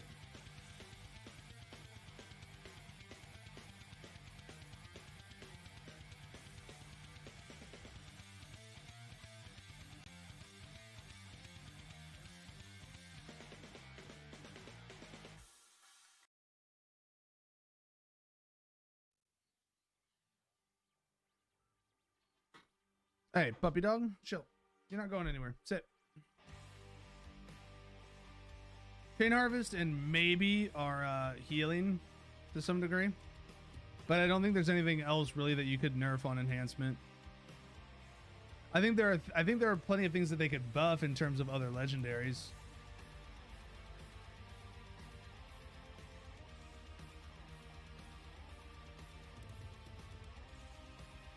I think anyone else is in for big hits. Yeah, I think there's a couple things that are in for some hits. I think Warrior can see some tuning. I think Windwalker, Ret, Mage.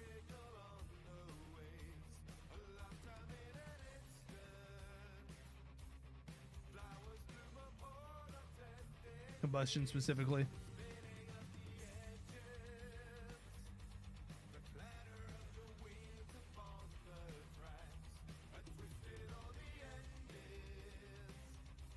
all I do know is that if they don't make any changes to anything before the AWC, they are going to have a very vocally upset chat on their AWC streams. There's gonna be a lot of people getting banned in those chats.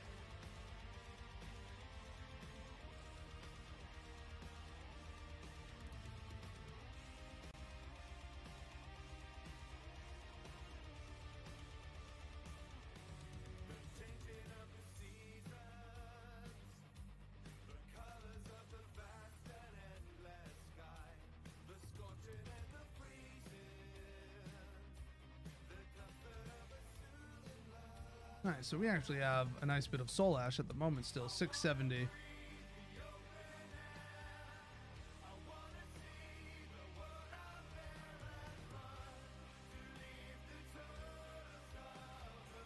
All right, we need to jump into the pit.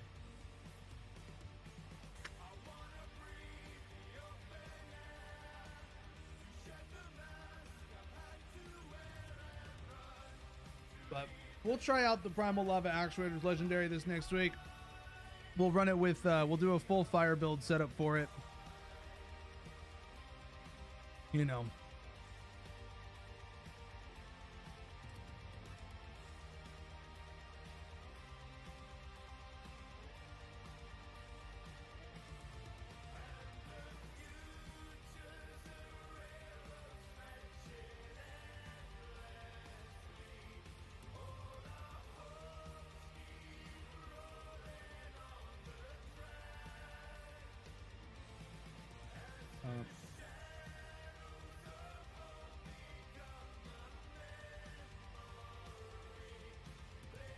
Use the attune shard to be in your search for Thrall. Alright. We're gonna go save Thrall, boys!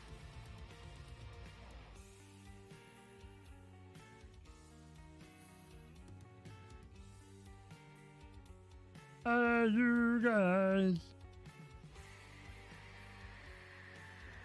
Oh, big. Earth Elemental.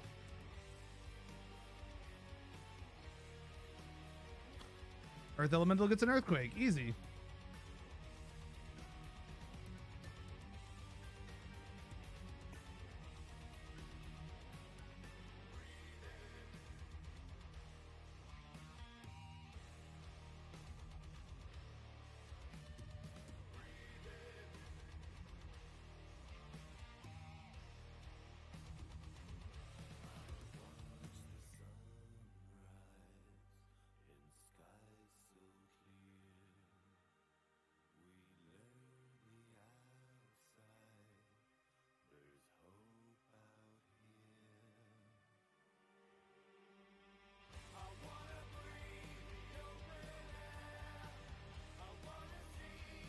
Dude, these mobs are like incredibly squishy.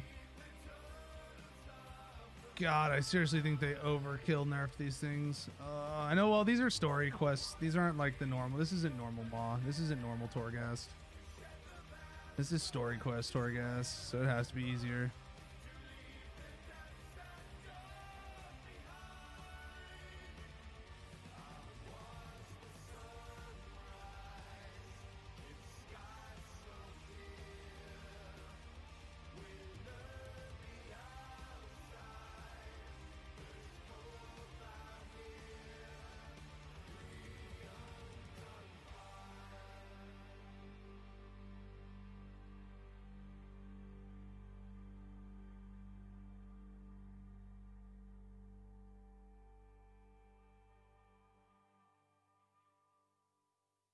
Jesus, they just fall over.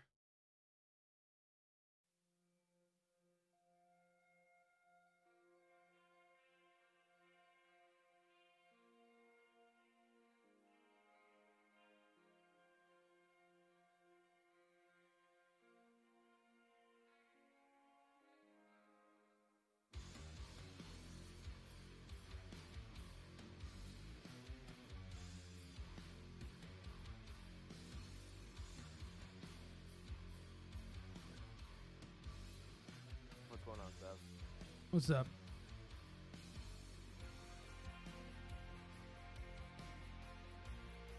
You know, just still debating on nerfs and everything. I mean, no.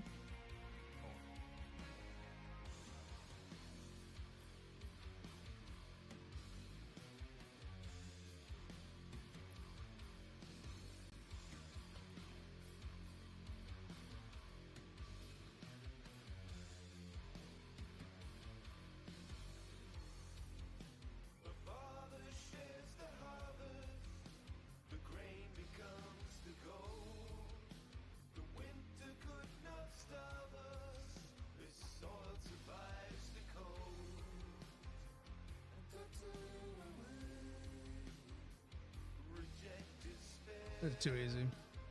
These story quest Torghast things are just annihilate them.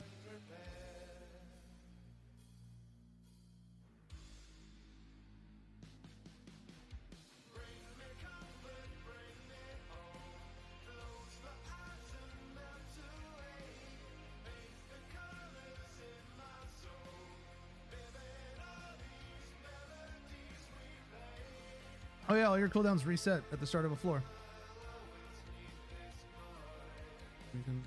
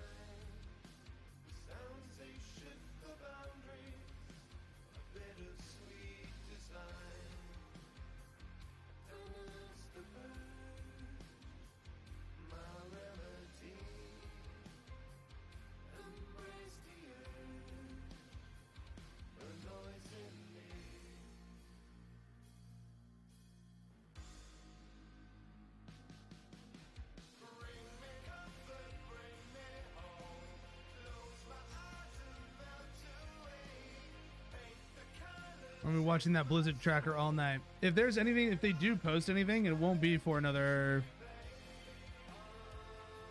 4 to 5 hours, probably. Here, you know what? Let's see what Stoops says. Let's see if Stoops thinks there'll be any nerfs.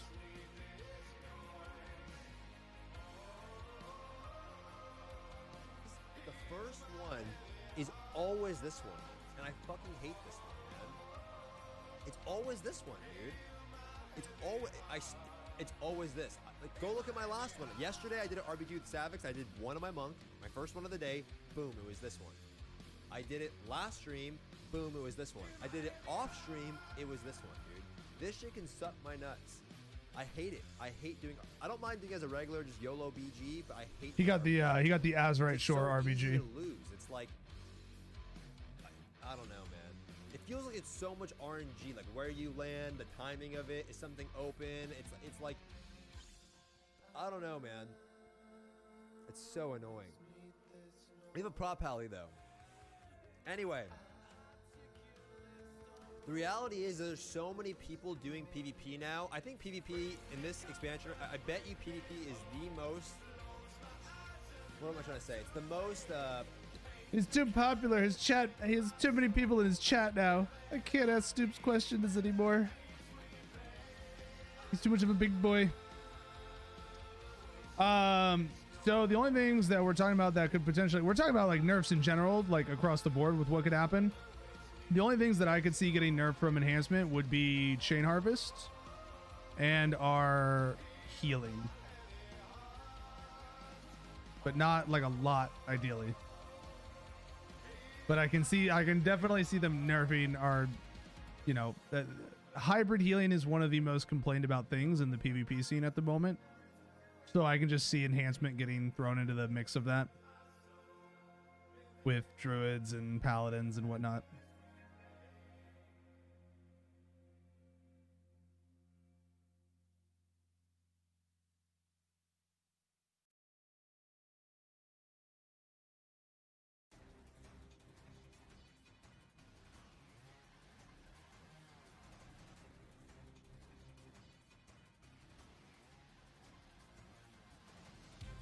But in terms of like, I can't think of anything like class-wise damage specifically. I can't think of anything class-wise damage-wise that we could even remotely possibly consider having nerfed.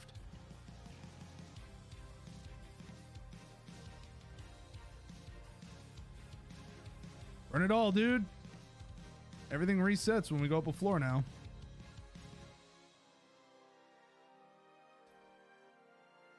Oh, there it is.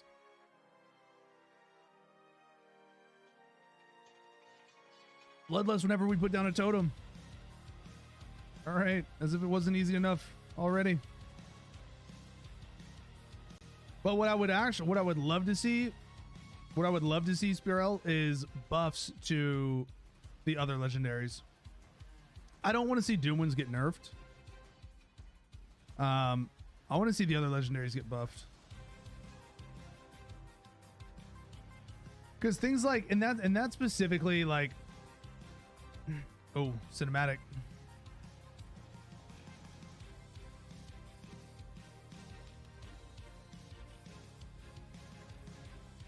Oh man, I think I have sounds off for dialogue. Oh well. Shh, they totally don't see us over there in the corner. We're totally not in plain sight at all right now. Visible entirely.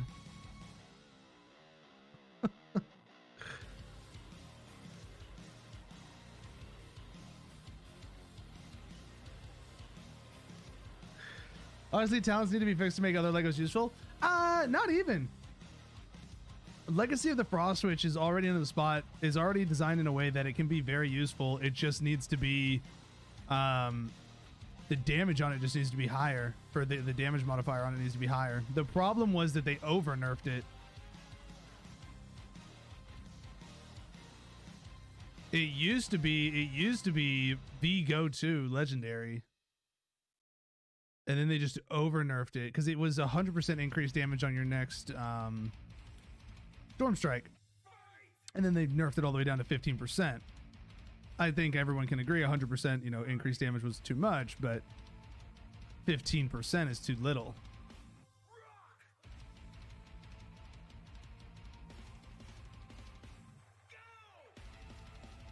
Wolf Bones is nice, but only in purely single target scenarios. The way that you make that one good is, I think, okay, so the thing about the Wolf Bones one is nice because first of all, having more Maelstrom generation is just better in general. But you currently have your wolves up like 80% of the time. They have a really high uptime at the moment with the way it is. The problem is that the wolves are still RNG. No, it's not even the wolves need AoE. What? What would you recommend for Odette Priest comp for Shadow Priest? I don't know. Anything. They're pretty flexible. They can work with a lot of stuff. Alright. I want to get more into Arena.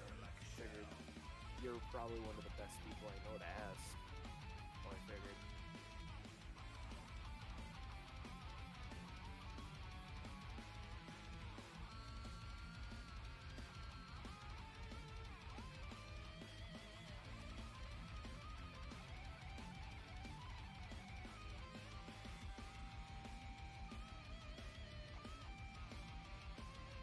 No. The issue with wolves is that it's still RNG on what wolves you get. You have no control over which wolves you get.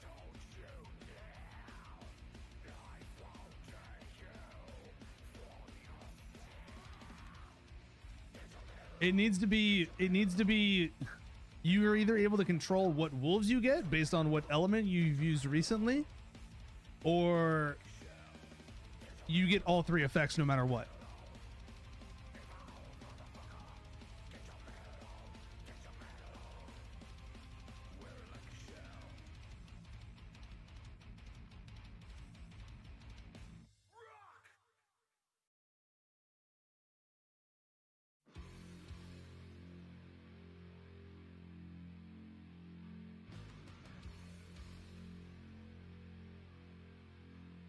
Right. It should be like Alpha Wolves. It should be like where you get storm, fire, and ice wolf effects from your elemental spirits, and then it's you know, it's an amazing legendary. It's an amazing like trait again. And it opens, and that would open up a lot of different diverse builds.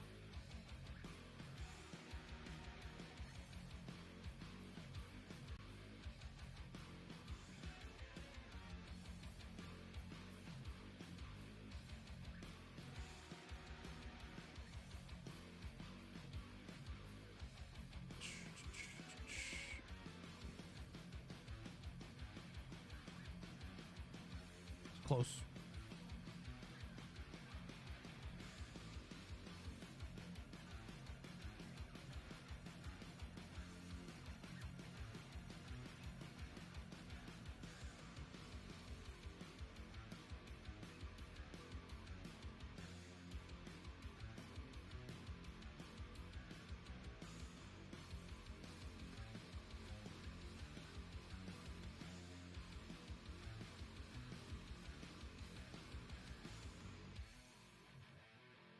That hit me? All right, game. Sure. And then the Primal Lava Actuators one is just bad.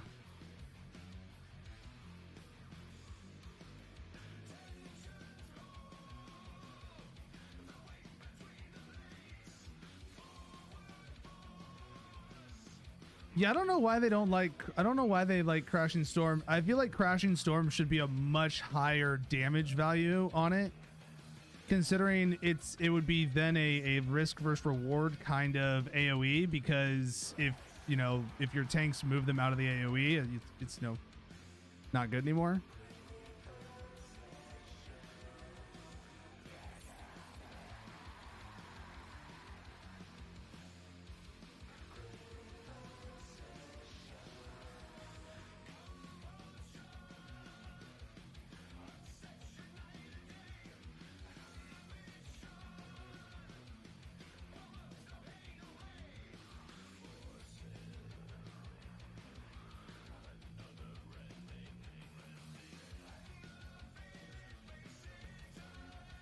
That's right. I'm excited to be able to start throwing my hat into the ring on feedback and contribution to things. It's not something I was able to do going into this expansion. I didn't start making any content around the game, WoW, really, until this beta, like the end of this beta.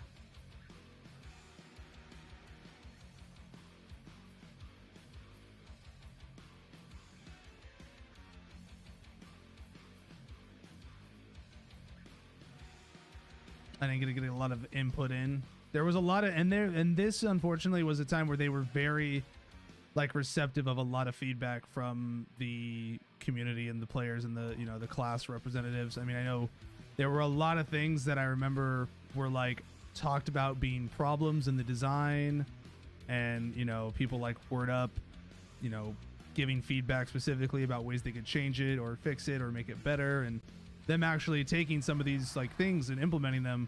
Like, for example, Maelstrom, you know, one of the biggest ones was, you know, Maelstrom being capped at 5 and talking about how easy it was for the Maelstrom to be wasted. And they ended up, you know, and they talked about, you know, one of the fixes to it would be, you know, adding extra stacks up to like, say like 8 or something, you know, giving you like fluff room to be able to, you know, accumulate stacks outside of that original 5. And, you know, then they ended up making it 10, which was awesome. You know, it opened up a lot of things for it.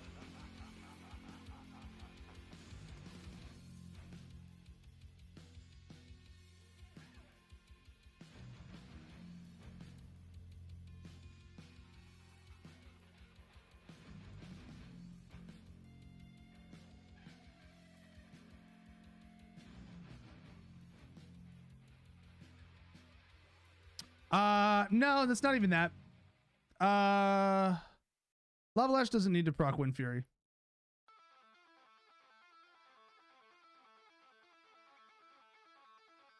I don't want to imagine Rockbitter being in the rotation. Rockbitter felt awful to me. Searing Totem would just be one extra totem that we'd have to put down in the GCD cycle for very low impact.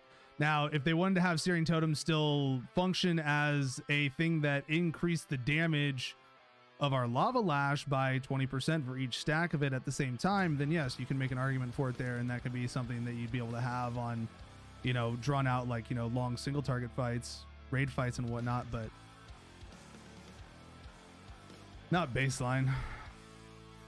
Felt so bad. And if we originally had Searing Totem in beta, and it felt really awful to use because it did like no damage, and you had so many other GCDs to like deal with at the start of a fight with everything. It just didn't feel good. It just wasn't a good totem to use at the moment. Lightning Bolt hits harder than Storm Strike does in a lot of situations. So I don't necessarily know that Lightning Bolt is low impact. Lava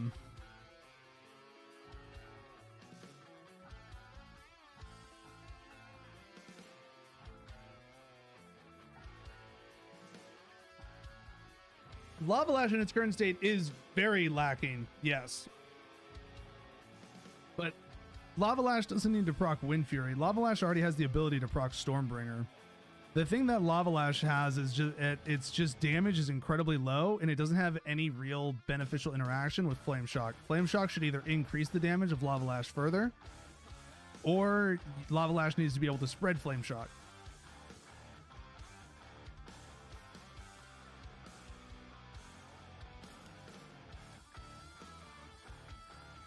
Well, Lightning Bolt isn't supposed to do other things. Lightning Bolt is a spender. It's something that you're spending on. It's not supposed to have anything additive to it.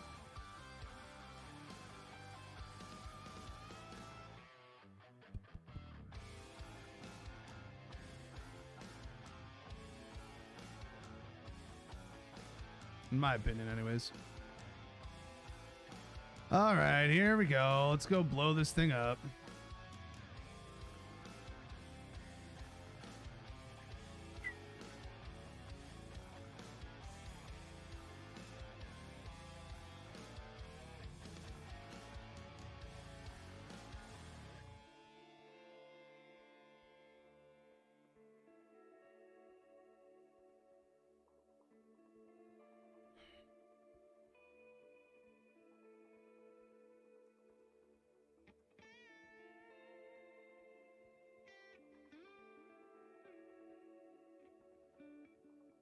Oh, and Thrall just suddenly decides to fucking aggro, annihilate all of them. He's just like, oh yeah, no, I'm gonna suddenly shoot lightning out of my body. Elements, hear me, give me the strength to... okay, so now the elements answer his call inside of fucking Torghast? Okay, dude. All right, Blizzard, what are you trying to do with Thrall now? All right, you pretty much took away all of his elemental power and made him a warrior at the start of Shadowlands with him doing whirlwind blade storm attacks. Now he suddenly gets the powers of the elements to answer his call inside the tower, and he fires lightning down through these metallic chains. Ah!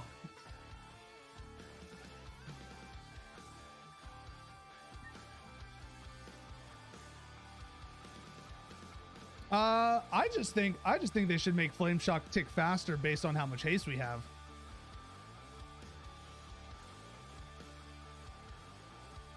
What I personally would really like, though, is for Stormbringer or for Stormstrike to become nature damage, so then Mastery feels like a useful stat again.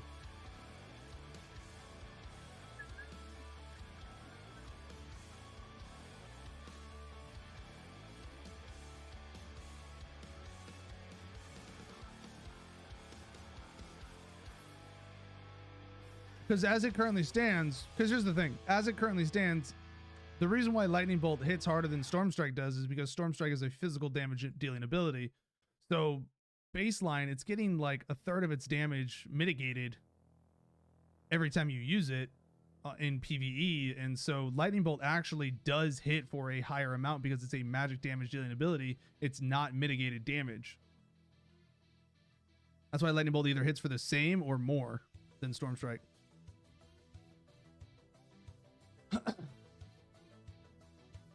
Like, you could have 40% mastery, and that's only going to increase your Wind Fury or Stormbringer proc chance by like 2%.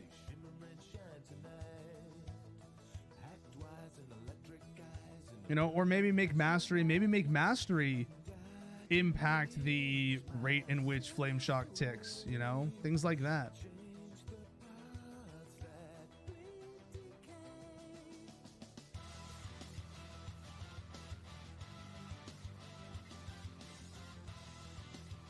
Like here, if I swap to my PvE setup with Wolf Bones, my mastery goes up to 32%. You know, an extra 10% frost damage isn't that much, you know.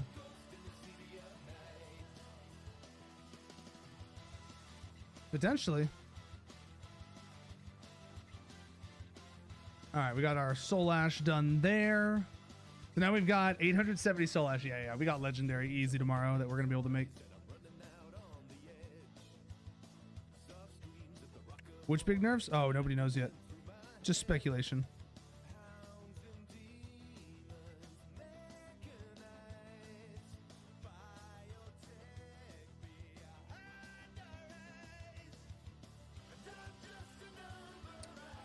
I'm expecting big nerfs tomorrow across many classes. Not necessarily enhancement shaman. I'm expecting nerfs. I am expecting nerfs to Chain Harvest though.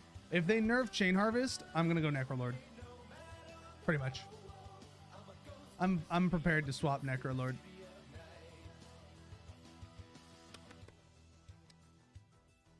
But that's the only thing I can really think about them nerfing.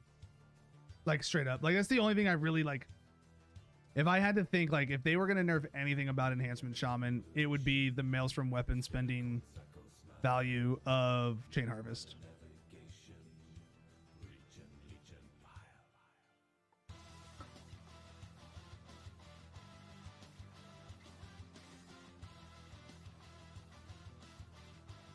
It hasn't been nerfed since the release of it. It might have gotten nerfed on beta at one point, but it hasn't been nerfed since the game's gone live.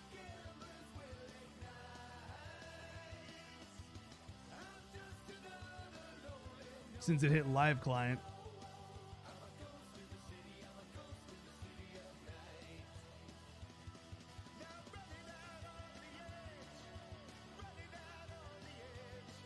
I mean, the ability can instantaneously take half of somebody's health if it crits. Like, it's kind of excessive.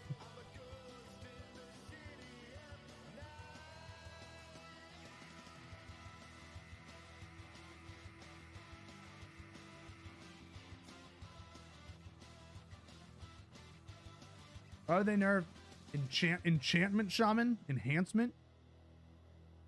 I love people who call it enchantment. We're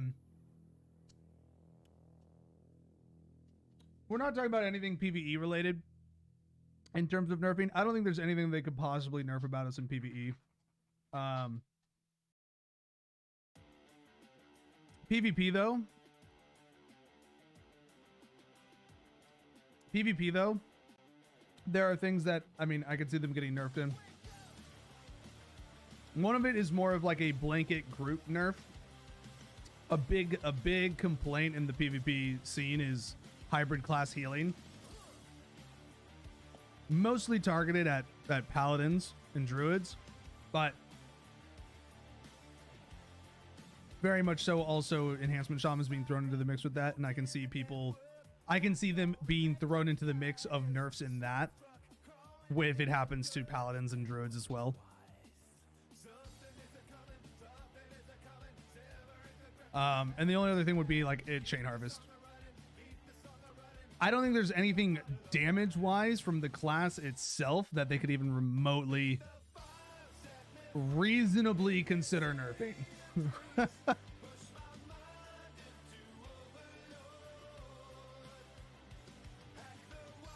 Hey, puppy dog.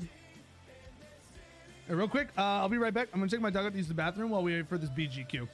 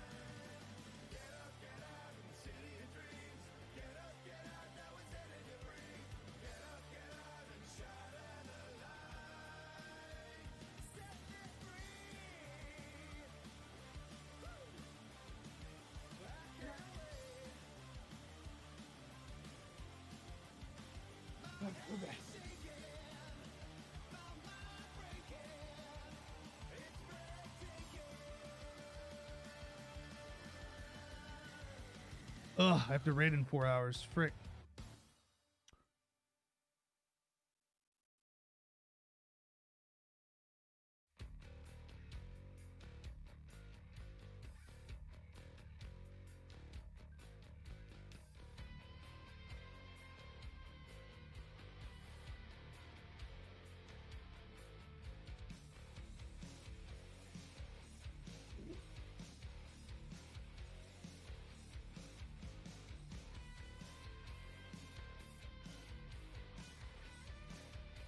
Sure, it doesn't mean they won't do it.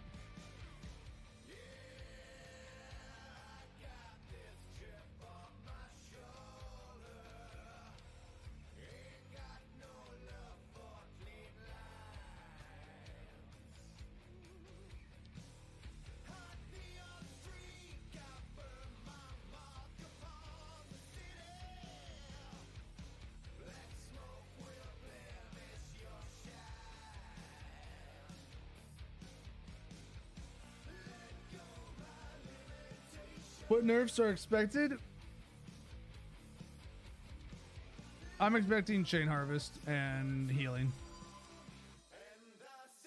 I don't expect any damage nerfs from the class itself.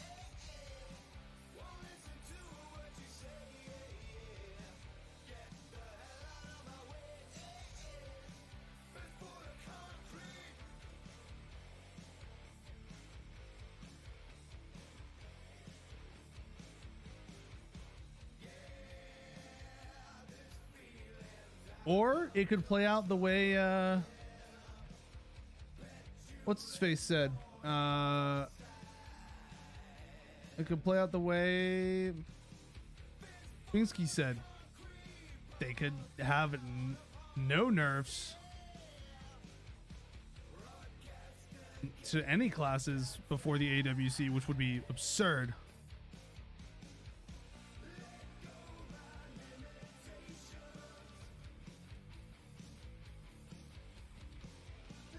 I think it would be wild if they had absolutely zero changes before the AWC.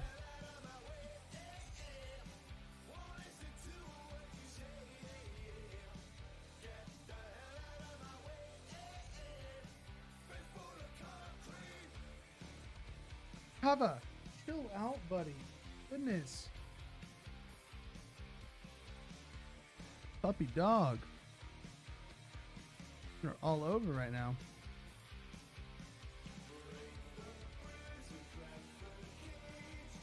There are just so many things that need to be addressed before the AWC.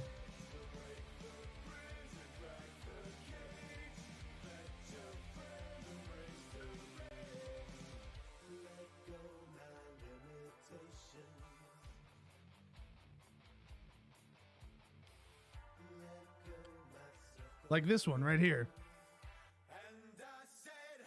5k 5k, like this is a 15k absorb shield on a 30-second cooldown. Like, how is that? Hello?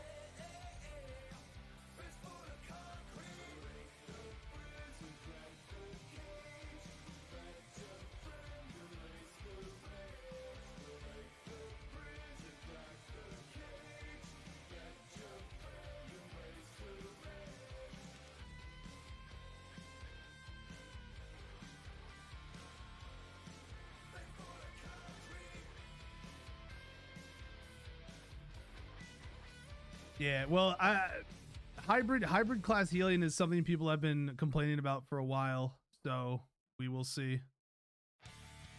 What is that? 1, 2, 3, 4, 5, 6, 7, 8, 9, 10.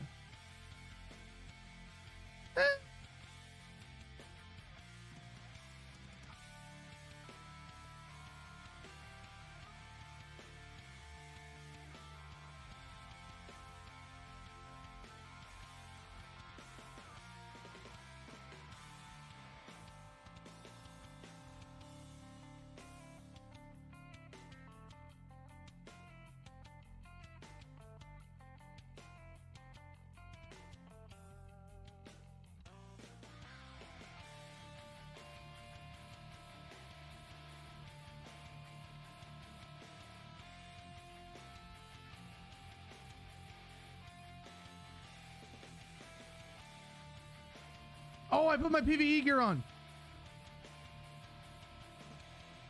I need to change my gear. I don't have my PvP gear on.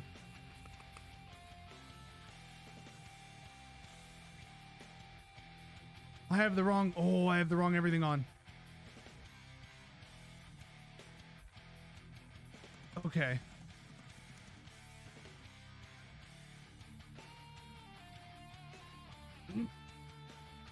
My bad.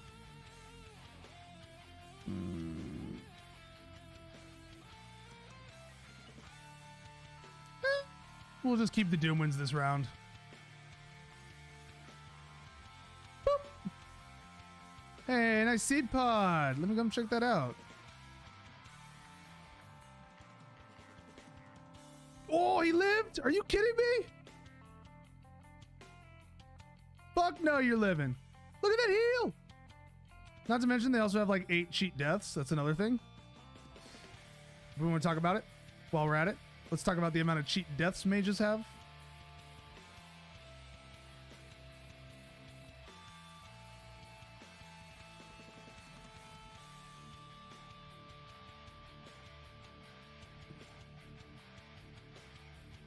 He's immune to purging. Hello? He's bopped on top of his Triune Ward. Okay.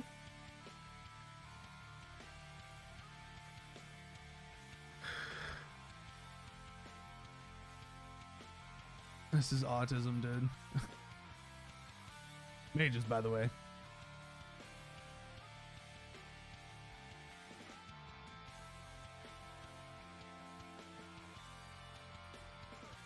No. All right, let me drop this. Put that on. And where is my wrist Lego? Here it is.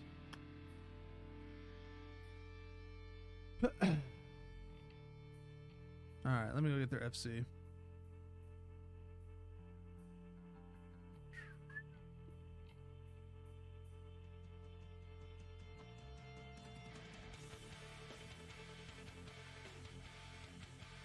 Well, Paladin Word of Glory is where the whole issue of hybrid healing nerfs needing to be a thing is coming from.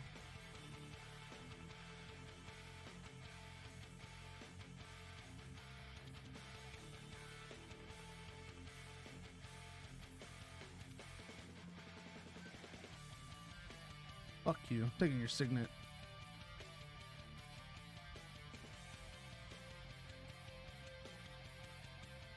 Why are people leaving?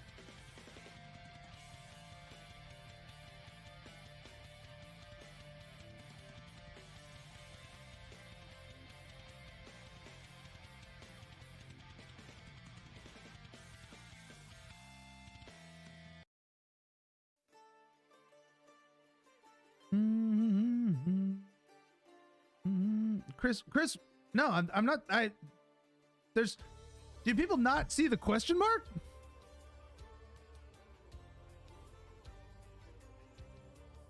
It's theoretical nerfing.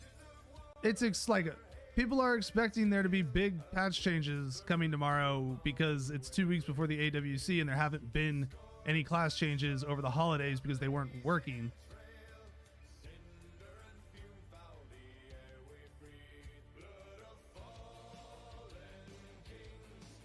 If there were literal nerfs already posted, I'd have a whole video out about it.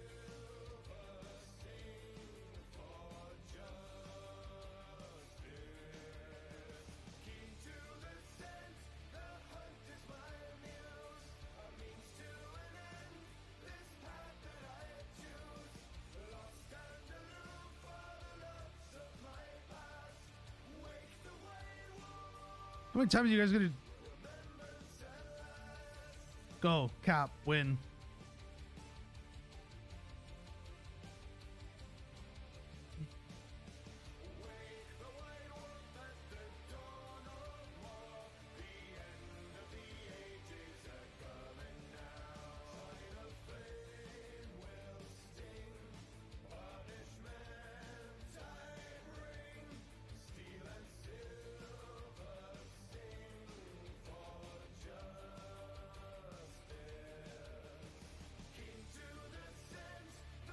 Let me go get the flag. Hybrid healing is always trying to be the next pack since they have decent base values, but they don't scale, so hopefully they won't change much there, especially for shamans with no immunities. Cypher, clearly you forget BFA.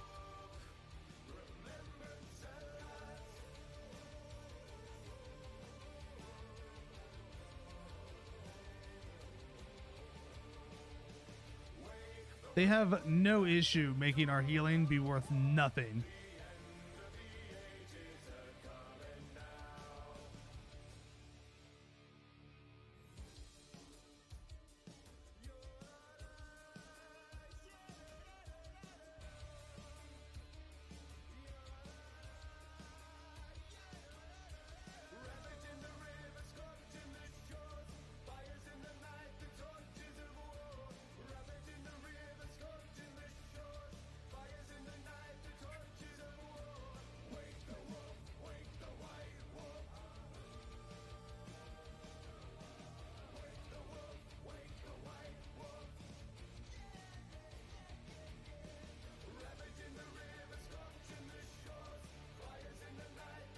Look at those plays, dude.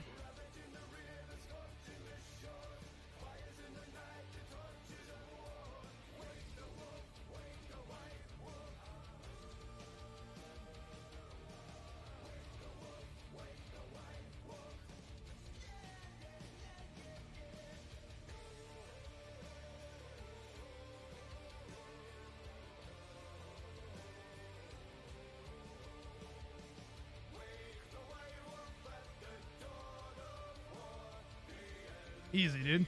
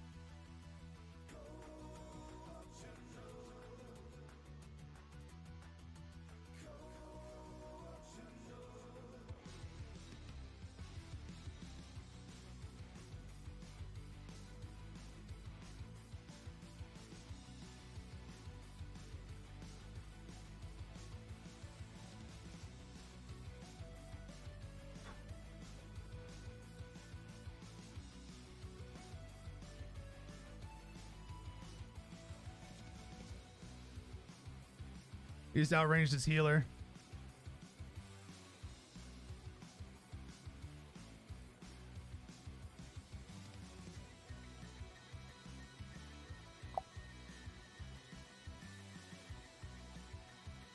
As if Blizz won't mess it up, just saying that theoretically Shaman should have larger heals than Paladins with their immunities, Druids with their mobility, etc. Yeah, but we don't. Even then we don't have larger heals than Paladins. Paladins already currently have larger heals than we do.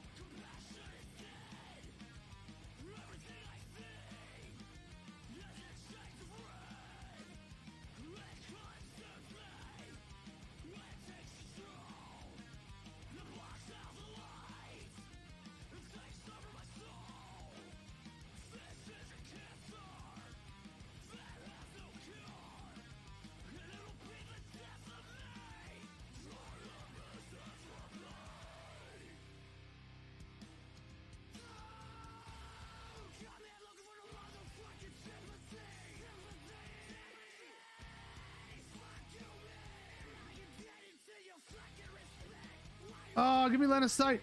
Let me get up there.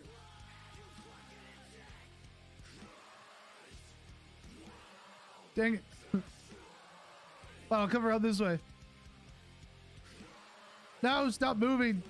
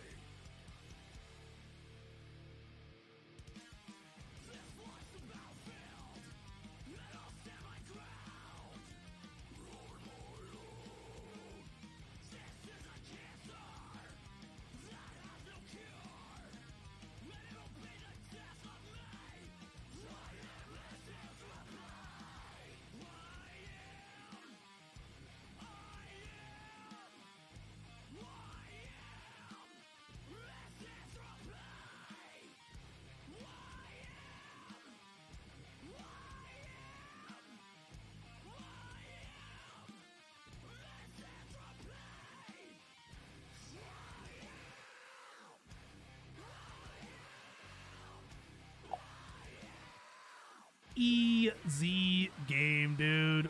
Look at that.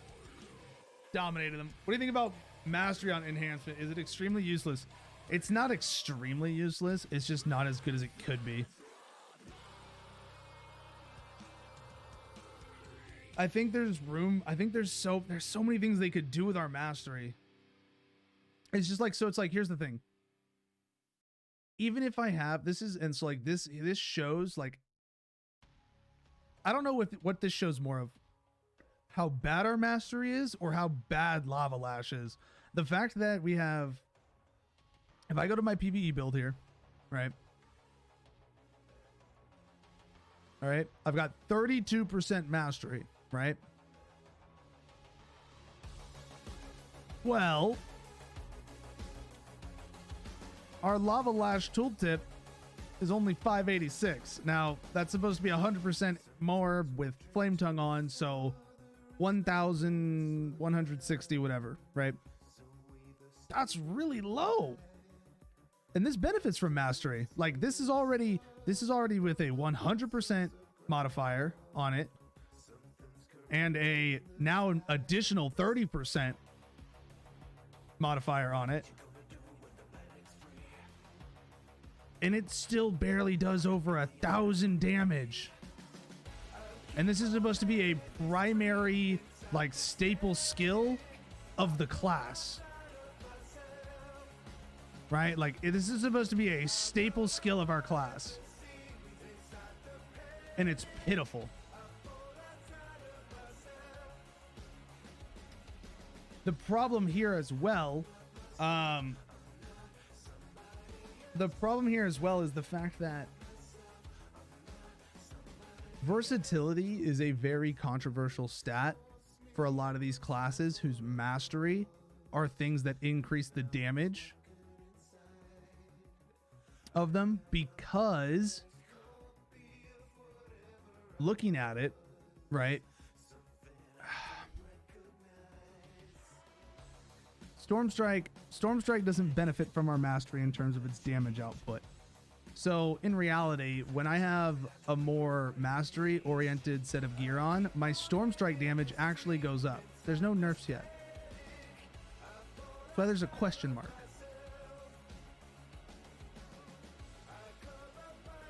I feel like people don't see the question mark. Is there no question mark in the title? Guys, did I mess up? Is there no question mark in the title?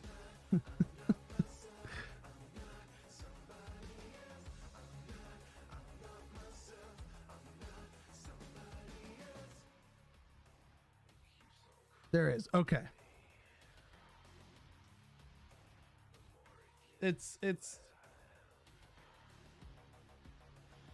speculatory. Open for speculation and discussion of what there could be tomorrow. If there were literal nerfs already out, I'd have a video out on it. I'd be talking about them right now. I'd have a link to it. We'd be looking at it. I would just sit here with the page open and I would have an entire stream just talking about the class changes if they had one out right now. But they most likely won't post anything regarding it. If they do post anything, it likely won't be posted for like another 4 hours or so at the end of the day, Monday. But if they don't post anything today, if they don't post anything for tomorrow, then there's a very good chance they won't do any kind of tuning before the AWC, which is going to lead into a very bad AWC experience.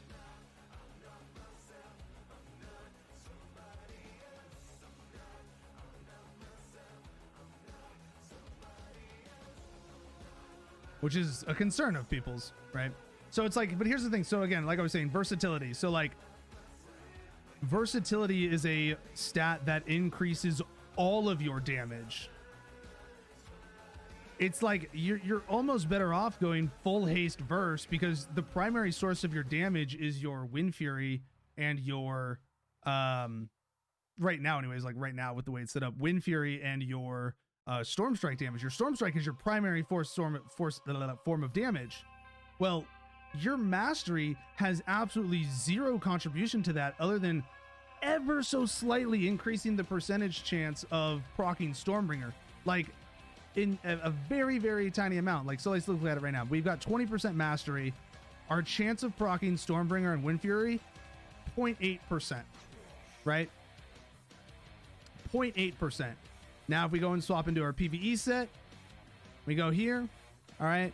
Now, our Storm Strike does 2,000 less damage tooltip wise, or 200 less damage tooltip wise. That's a lot of damage, right? 200, drop 200, right? We were at 3,200 plus. Now we're at 3,000, under 3,050.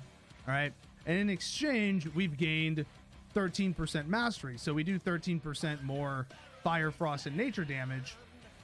But that's still something that we also got from having versatility, because versatility increases all of your damage, right? Well, the other side, the thing that mastery does, well, that additional 13% mastery increases our chance of proccing Stormbringer and Wind Fury by 0.5%.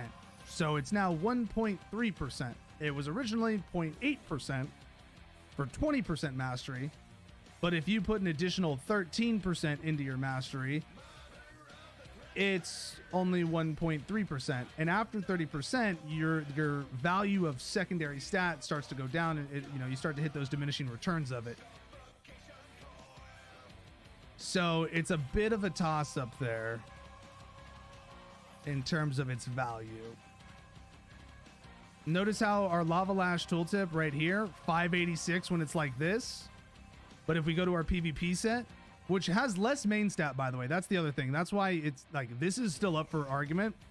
This could arguably be a higher damage like setup, because this is only 563 Lava Lash. This is a 3,200 Storm Strike, but this is also less agility. We go down 3 eye level here. Let's see, how much difference is it? 1,159 versus...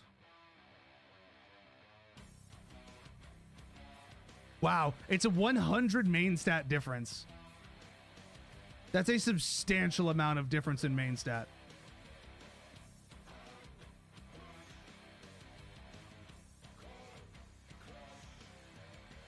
Like, if I took this PvP set and I had that additional 100 agi, you know what? Let's do that. Let me go buy something. Actually, here, I have a flask on it. I'll put a flask on right now just for representation of doing that. I will spend a flask right now just so that we can look at it. This will only going to give me an additional 70. But okay, so let's look at it now. All right. So remember, before that was 586. But now if I go and put this PvP set on, which was 565 beforehand for the Lava Lash, all right, 592. This build with less mastery but more versatility makes our Lava Lash do more damage than a higher mastery build does.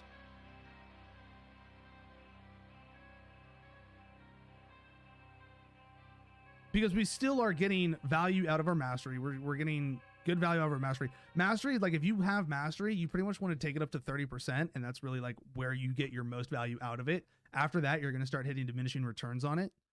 So 30% is where you would want to cap out your mastery anyways. Like afterwards, you're not getting as much value out of it, like per stat wise. But right here, I mean, so, you could just go more verse, and then you get more Storm Strike damage and more Lava Lash damage. You're still getting increases on your flame damage, your nature damage, your frost damage. You're still getting all of those things, but you're also increasing your physical damage at the same time. And that's why, like, I would love for Storm Strike to benefit from mastery, Storm Strike to become nature damage, because then mastery becomes a much more valuable stat, because now it is increasing all of your damage across the board. And it is also at the same time increasing your chance to proc Stormbringer and Wind Fury, which gives it that additional increased value over versatility, if that was the situation.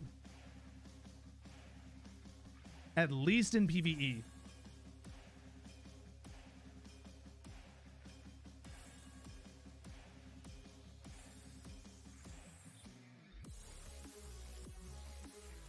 I can't think of a time where Storm Strike was nature damage, but gold times.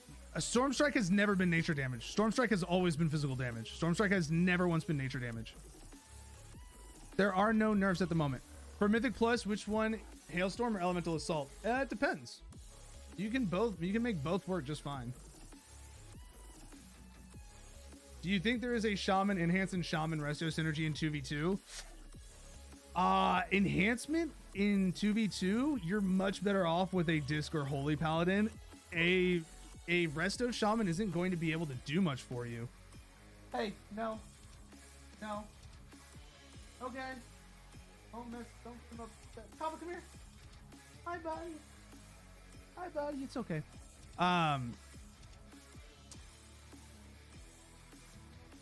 I've had times, so I personally enjoy using elemental assault because, okay, so you can make both work, and here's why.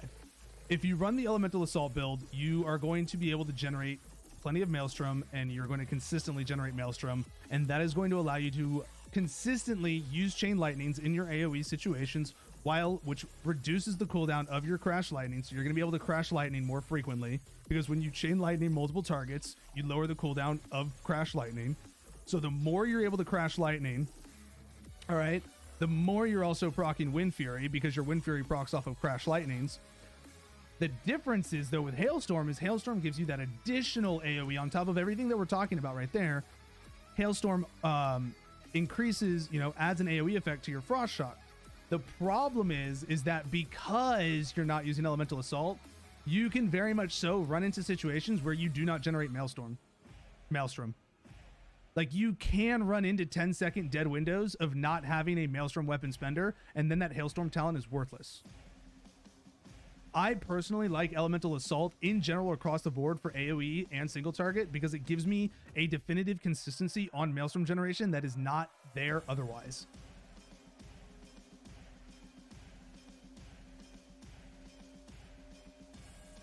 Possibly, Colin. There could be.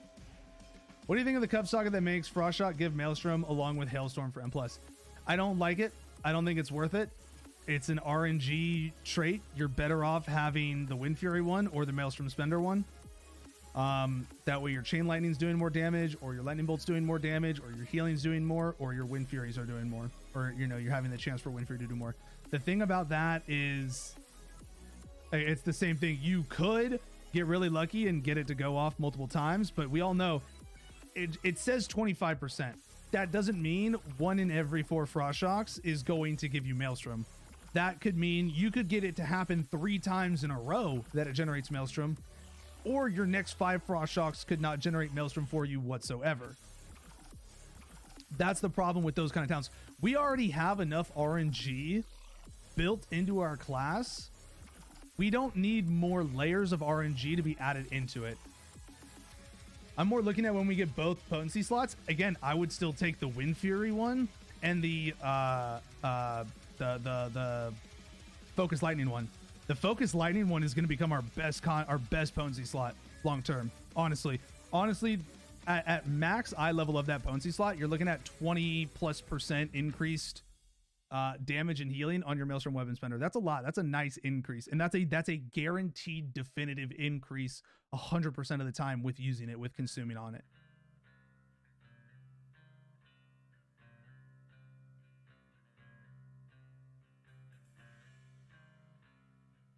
Now, the situation, Tekken, the situation where I would look at potentially running that other potency one with the Focus Lightning Conduit one would be if you have double potency, all right? Because not everybody does have double potency setups. You can forcibly take double potency, but that may not be very good for you. That potency could lead to a really worthless Soulbind slot, because that's how Blizzard set it up. The time I would think about it, though, would be if you are running Wolf Bones.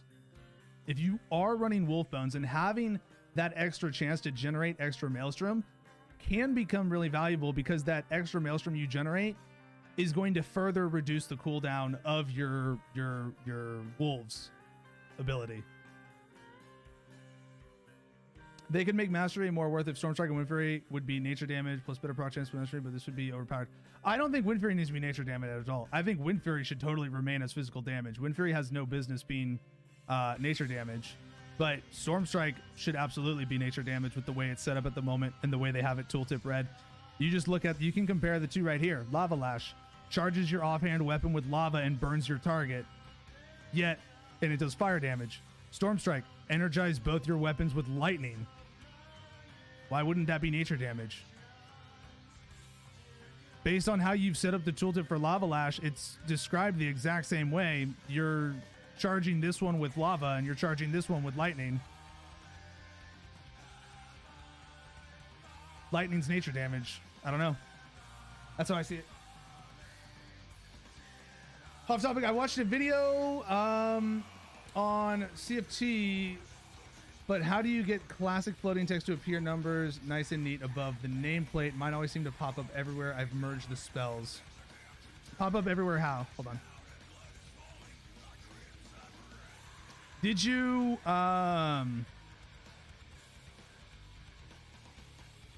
do hide blizzard damage and hide blizzard healing as well? Because that's going to give you extra numbers on your screen as well.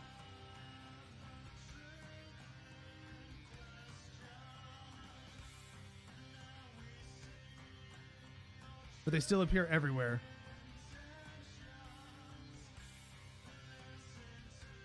Yours seem neat above the nameplates. Well, you might have to mess with the screen center right here. So notice right here on the default option page of it, depending on how you have your camera set up, you might have to, you can have anti-overlap vertical spacing, your nameplate text Y offset, screen center text Y offset, nameplate X offset. I have, I had to mess around with the offset settings based on where they showed up. So if this one's on 54, yeah, let's do this. Hold on. Make sure this stays right there. I don't think it's going to actually do it in the display for it. Let me go find a dummy for you.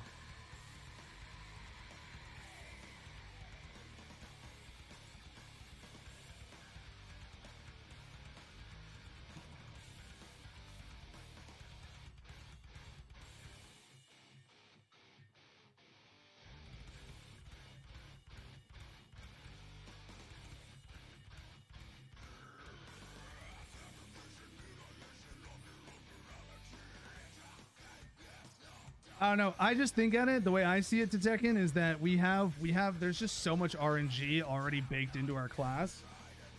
I try to eliminate as much of it as possible. Personally.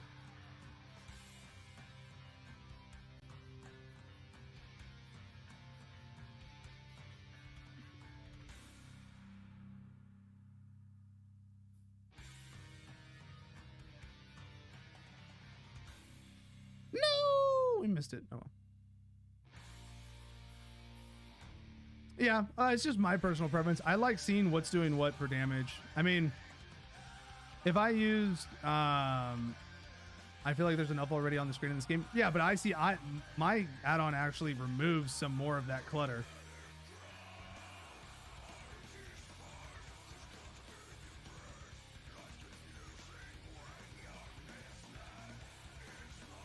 Like normally default, there would be extra numbers there from that Storm Strike.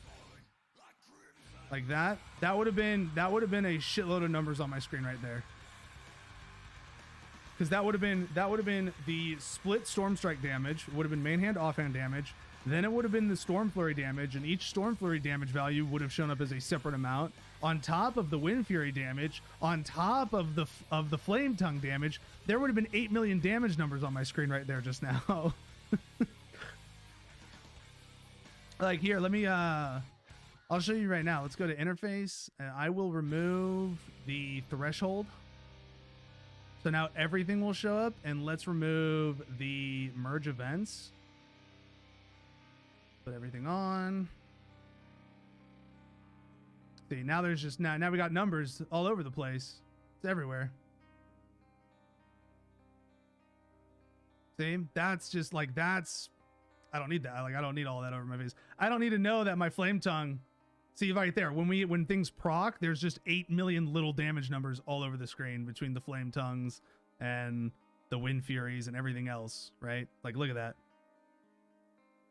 There's just no need for that. But even alone, just going to the merge events, it's going to now consolidate a lot of that information that you're seeing and that alone takes a lot of it out. But I still don't need to see all of these really little, 60 value hits that are occurring from Flame Tongue.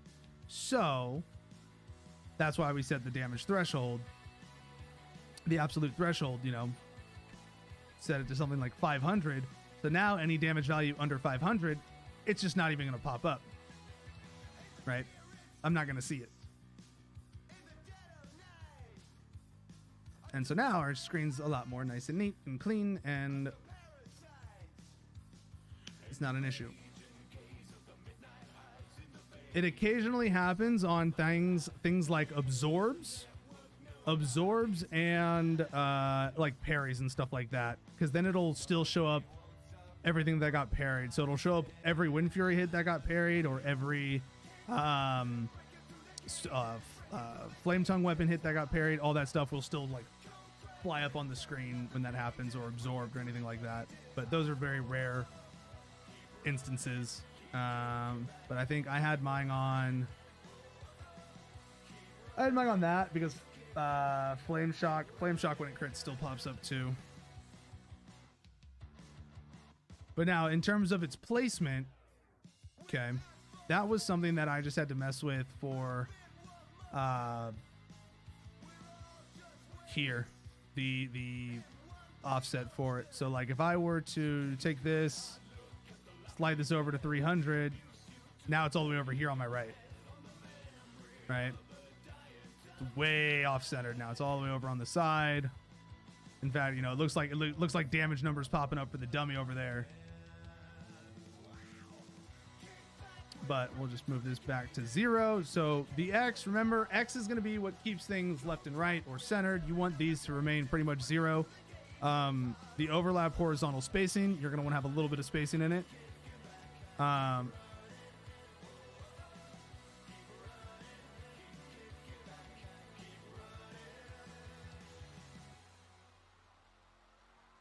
The center text offset I have as 8 because it's just a little bit so that it's above. Hold on, it didn't reset. There it goes. No? Hold on. Did we mess it up? No, didn't go.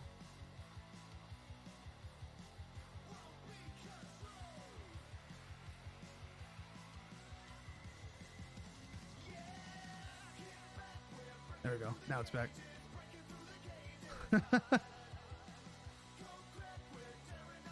If the Frostwitch Leggy gets 25%, do you think it would be more used? I think if they made Frostwitch, Legacy of the Frostwitch, do 25% more increased damage to Stormstrike, I think that opens up a lot more use for it.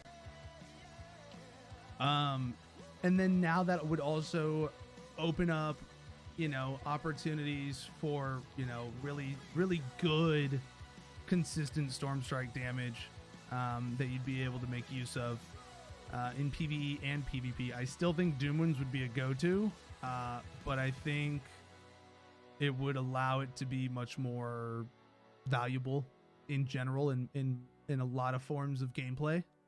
Because Stormstrike is going to be, the way it's just set up right now, Stormstrike will 100% definitively be one of our main forms of damage forever now, probably, just because of the way the class is designed. It's just Stormstrike is always going to be our primary skill, period.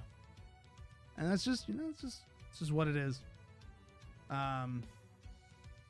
Even when we run Hot Hand, Hot Hand, kind of gets up there into the competitiveness with it. But in very strict, unique scenarios. Okay, so it did not update my damage value amount. So it's like it's only during Hot Hand that our like Lava Lash even does comparable damage. So this is another 100% modifier to Lava Lash. So keep in mind, just by having Flame Tongue on, Lava Lash gets a 100% damage modifier to it. Then factor in Hot Hand, that's an additional 100% modifier to it. So you have to increase the damage of Lava Lash by 200% for it to even do comparable damage to Stormstrike. That's just bad design flaw.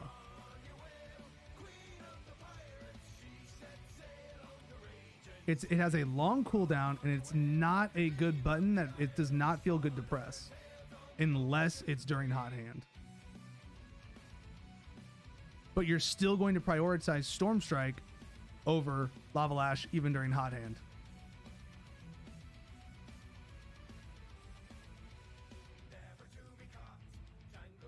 Especially if there's a Stormbringer proc. Because again, Lava Lash can proc Stormbringer. The last thing you want to do is have a Storm Strike sitting off cooldown available, and you use Lava Lash, and then it procs a Stormbringer hit. Now you've wasted that Stormbringer proc.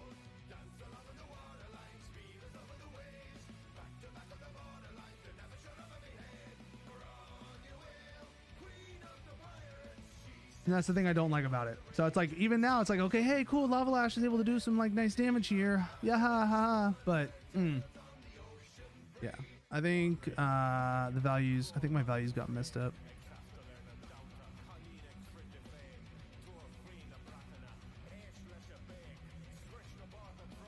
We still had some Flame Tongue values popping up. I think we're good now, though. Yeah. Okay.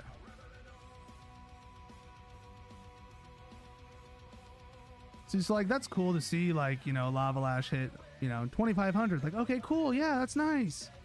Right? Like, hey, we've got like multiple abilities that can hit around like the 2,500 range then. It's just so weird. It's like literally Frost Shock hits like as hard as Lava Lash does. And so it just makes you kind of go like, okay, what's the point of Lava Lash then? Like, I don't.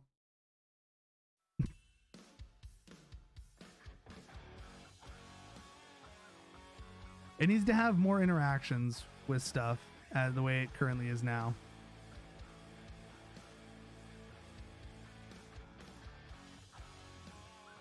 Like, either Flame Shock needs to increase its damage more, or it needs to be spreading Flame Shock in some capacity.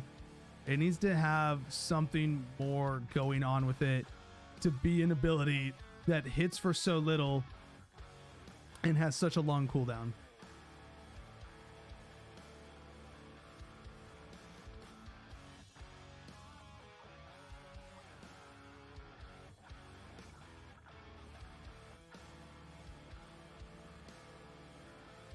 Now, hold on. Did you manually? Now, your regular Flame Shot cast might pop up occasionally because it might break that threshold. Did you manually slide it, or did you enter the number directly itself? Oh, Flame Tongue? Did you manually enter the number value, or I entered the number? Okay, manually slide the bar to where you'd like it to be.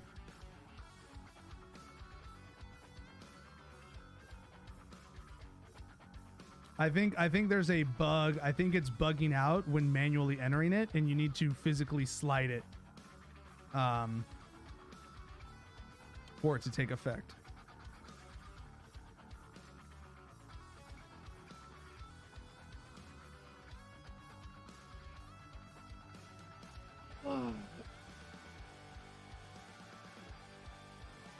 Yeah, so it might be bugging out.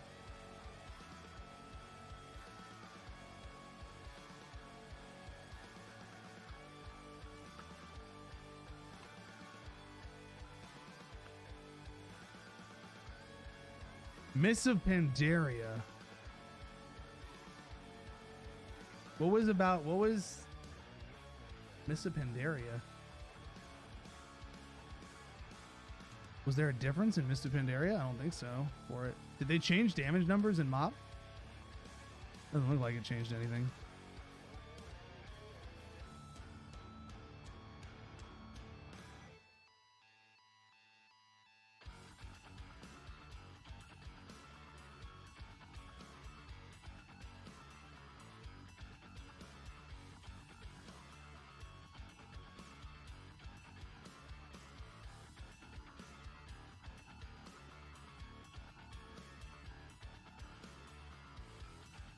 Same. That Lava Lash proc to Stormbringer.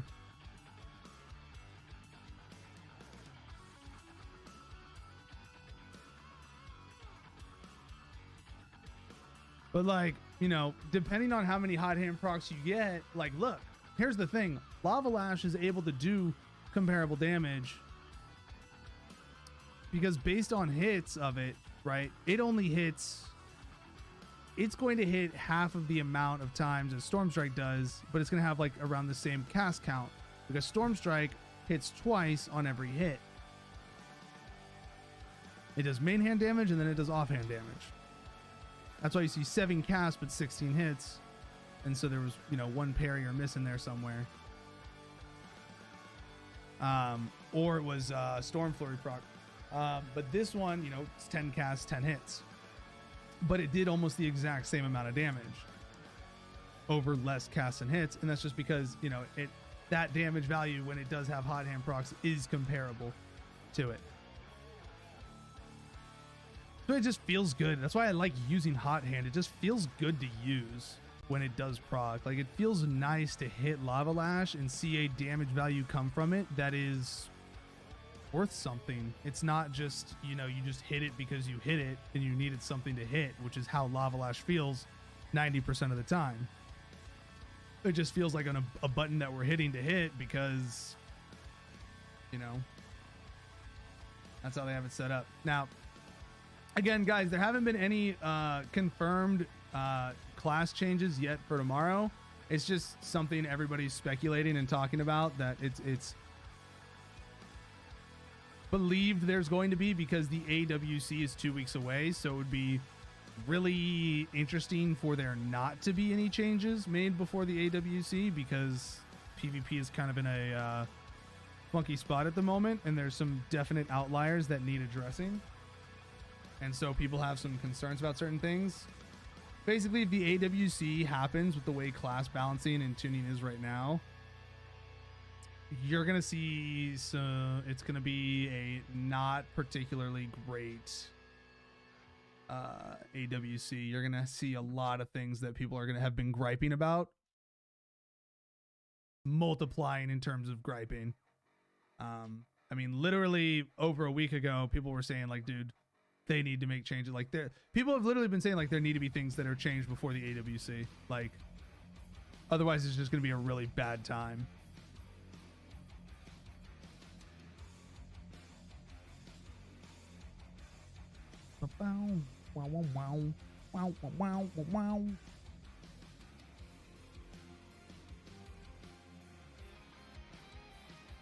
So we will see how that plays out.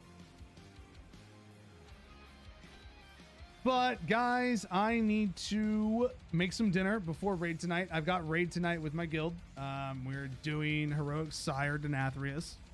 I need to take my dog out for a walk and bathroom and make myself some dinner and just relax a little bit before I do that. So we are going to call stream there for tonight.